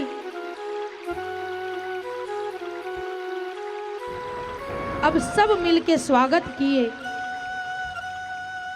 शेष नाग ने देखा, रे इतनी बड़ी हिम्मत, मेरे प्रभु छोटे हैं तो इसका मतलब क्या, सब गिला कर देंगे। उन्होंने हजारों फनों को फैला करके वासुदेव के पीछे पीछे चल रहे हैं ताकि एक बूंद भी जल लाला पे ना पड़े। जैसे ही यमुना महारानी ने देखा, वाह, बरसों तपस्या के बाद मेरे प्राण धन मेरे प्रियतम पधार रहे हैं, चरण तो स्पर्श करना बनता है, तो बिना पाद धोए इन्हें कैसे जाने दूंगी। बस उन्हें देख करके पूरी फूल उमर उमर कर यमुना जी बहने लगी। अब गोविंद देखते हैं, अरे ऐसे में तो मेरे पिताजी डूब जाएंगे। बस उस टोकरी से नन्हा सा पैर लटकाए, जैसे ही जल में स्पर्श हुआ यमुना मैया शांत हो गई। इसके बाद तुरंत ही यमुना पार करके वहां भी पूरे गोकुल में सोए हैं सब। क्यों? क्योंकि योग माया आई है। पूरी योग माया ने अपनी माया फैला कर रखा है, किसी की नींद ना खुली है। धीरे से प्रसूति भ्रमण में गए, लाली को उठा लिए और लाला को रख दिए और पहुंच गए। आइए बधाई सुनते हैं। तब तक शायद लाला आ जाए, क्योंकि विलंब कर रहे हैं हमसे, अब इंतजार ना हो रही।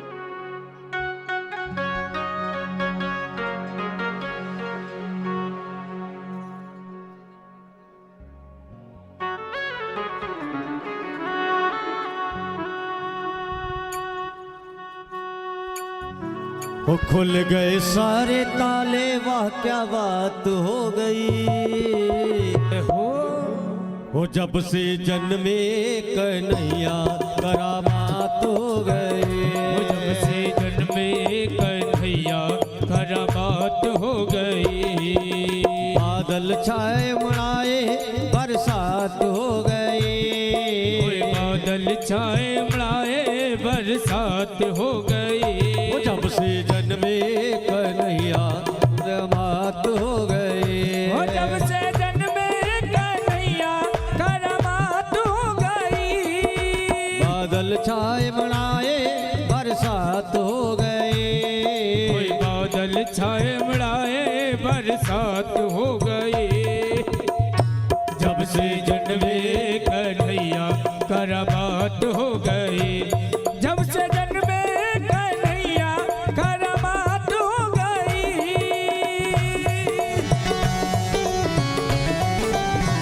हरि बोल।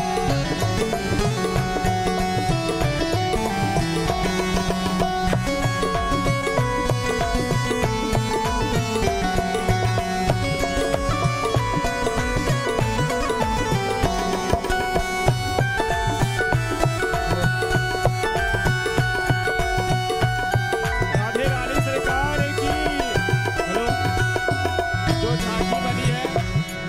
जो झांकी बनी है उनसे आग्रह कि धीरे धीरे झांकी को अंदर आने दे। जो गोविंद की और वसुदेव जी की झांकी है वो धीरे धीरे अंदर आने दे, तब तक भजन की आनंद ले। था बंदी खाना कोई जन्म खड़े- लिया काना, द्वापर का पुराना जमाना। मेरी प्यारी प्यारी माताओं से आग्रह है, बैठ जाइए आप लोग। मेरी प्यारी प्यारी माताएं बहनें, बैठ जाइए, बैठ जाइए। माताओं से आग्रह, बैठ जाइए। राधे राधे, झांकी को वहीं रुकवा दीजिए, अभी नहीं आएंगे। सभी बैठ जाएं तब आएंगे, क्योंकि हम अकेले गोविंद को देखें और बाकी लोग बैठने वाले क्या करेंगे। रुकवा दीजिए, भजन का आनंद लीजिए, नहीं आएंगे। बैठ जाइए। वो ताले लगाना पहरे बिठाना, वो कंस का जुल्म उठाना। ताली लगाना वो पहरे उठाना कि कंस का जुल्म उठाना। उससे रात कद्र से भयंकर था। उस कंस को मरने का डर था।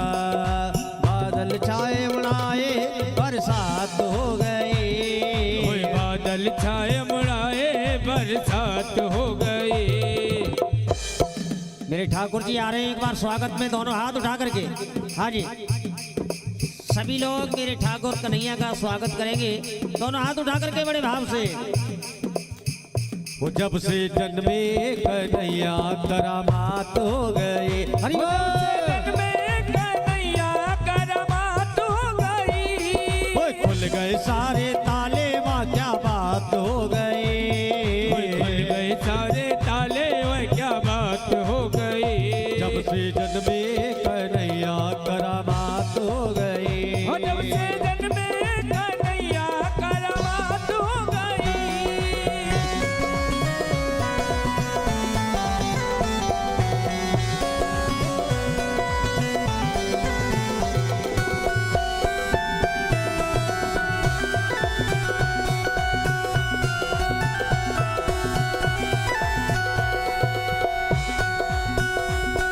घटाए दिखा ली अजब मत वाली, और टोकरे में कृष्ण मुरारी।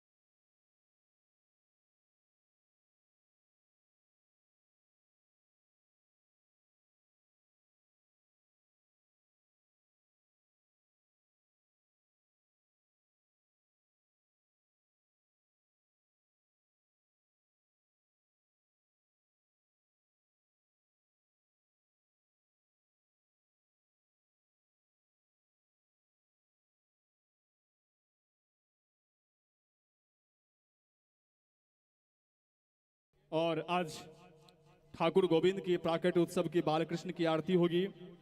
और इतने विलंब हुई है तो 2-5 मिनट और रुके और आरती का लाभ लेकर के जाए। आइए आरती प्रज्वलित करें और आरती करें। ओम चंद्रमा मनसो जात चक्षुः सूर्यो अजायत श्रोत्राद् वायुश्च प्राणश्च मुखाद् अग्निरजायत। ओम भूर्भुवस्सुवः ज्वालामालिन्यै नमः रत्नेश्वर्यै नमो नमः। चंद्रमा मनसो जात चक्षुः सूर्यो अजायत श्रोत्राद् वायुश्च प्राणश्च मुखाद् अग्निरजायत। भूर्भुवस्सुवः ज्वालामालिन्यै नमः रत्नेश्वर्यै नमो नमः। गन्धाक्षतपुष्पैः सम्पूज्य आइए आरती प्रारंभ करें। कर्पूर गौरम करुणावतारम संसार सारम भुजगेन्द्रहारम सदा वसंतम हृदयारविंदे भवं भवानी सहितं नमामि। आरती बाल कृष्ण की जय। आरती बाल कृष्ण की जय। अपनो जन्म सफल कर लीजिए। अपनो जन्म सफल कर लीजिए। आरती बाल कृष्ण की जय। आरती बाल कृष्ण की जय।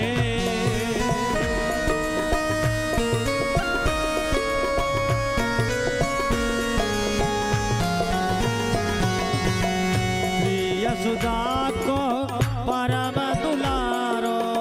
श्री यशोदा को परम दुलारो। बाबा की अखियन को तारो। बाबा की अखियन को तारो। गोपिन के प्राणन सो प्यारो।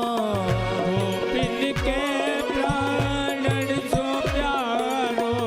इन पर प्राण निछावर की जय। आरती बाल कृष्ण की जय। अपनो जन्म सफल कर लीजिए। अपनो जन्म सफल कर लीजिए।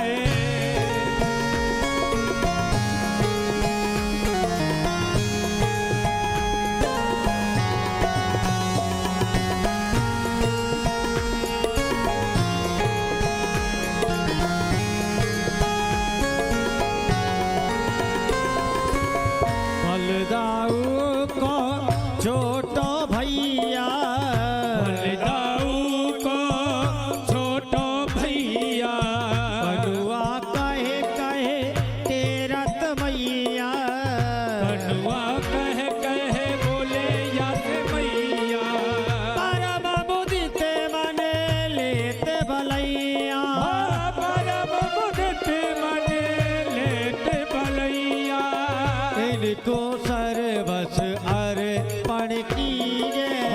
आरती बाल कृष्ण की जय। अपनो जन्म सफल कर लीजिए। अपनो जन्म सफल कर लीजिए।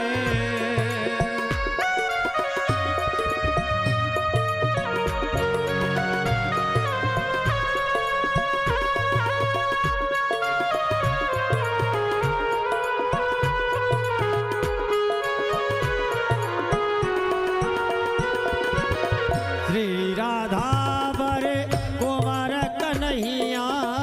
श्री राधा वर कुंवर कन्हैया। श्री राधा वर कुंवर कन्हैया।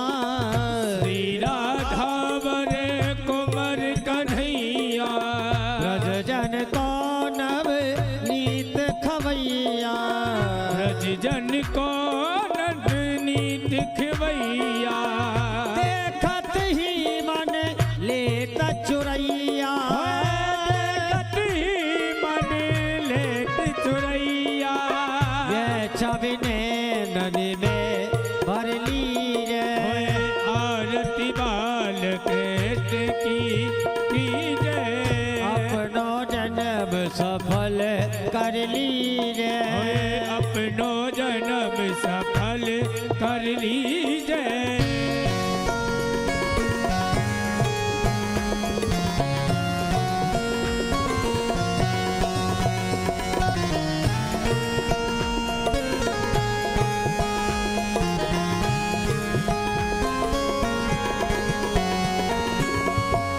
तरी बोलन मधुर सुहावे, जो तरी बोलन मधुर सुहावे, सखा संग खेलत सुख पावे, सखा संग खेलत सुख पावे, सोई सुकृति जो इनको ध्यावे, सोई सुख तीजो इनको ध्यावे, अब इनको अपनो कर लीजे, आरती बाल कृष्ण की कीजय, अपनो जन्म सफल कर लीजे, अपनो जन्म सफल कर लीजय, आरती बाल कृष्ण की कीजय, आरती बाल कृष्ण की कीजय, कर्पूर गौरव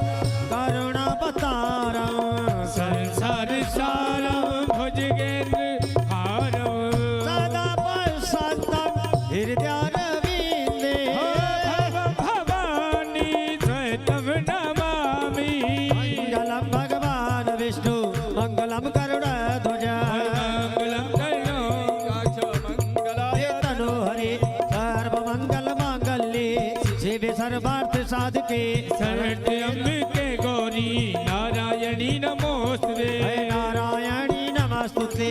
नारायणी नमोस्तुते। आइए हमारे ठाकुर जी पधारे हैं आज, दोनों हाथ उठा करके एक बार बड़े भाव से दोनों हाथ उठाइए सभी लोग। ये कैमरे वाले भैया आपकी फोटो लेंगे सुबह, ये दिखाएंगे आपको सभी लोग, दोनों हाथ उठा करके एक बार। श्री कृष्ण गोविंद हरे मुरारे,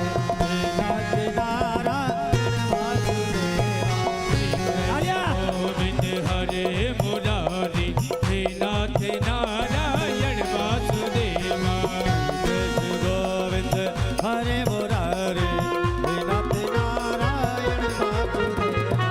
श्री कृष्ण गोविंद हरे मुरारी, हे नाथ नारायण वासुदेवा, वित्तमात स्वामी सखा हमारे, वित्तमात स्वामी सखा हमारे, वित्तमात स्वामी सखा हमारे, वित्तमात स्वामी सखा हमारे, नाथ नारायण वासुदेवा। श्री कृष्ण गोविंद हरे मुरारी, हे नाथ नारायण वासुदेवा, राधे कृष्णा कृष्णा कृष्णा राधे राधे राधे राधे राधे राधे कृष्णा राधे कृष्णा कृष्णा कृष्णा राधे राधे, राधे कृष्णा कृष्णा कृष्णा राधे राधे राधे राधे राधे कृष्णा राधे कृष्णा कृष्णा कृष्णा राधे राधे, राधे कृष्णा कृष्णा कृष्णा राधे राधे राधे राधे राधे कृष्णा राधे कृष्णा कृष्णा कृष्णा राधे राधे, राधे कृष्णा कृष्णा कृष्णा राधे राधे राधे राधे राधे कृष्णा हरि राधे बोल। कृष्णा कृष्णा राधे राधे, श्री कृष्ण गोविंद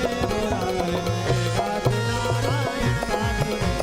श्री कृष्ण गोविंद हरे मुरारी, हे नाथ नारायण वासुदेवा, कृष्ण गोविंद हरे मुरारे, नाथ नारायण वासुदेवा। श्री कृष्ण गोविंद हरे मुरारी, हे नाथ नारायण वासुदेवा, श्री कृष्ण गोविंद हरे हरे मुरारी, हे नाथ नारायण वासुदेवा, श्री कृष्ण गोविंद हरे हरे मुरारी, हे नाथ नारायण वासुदेवा।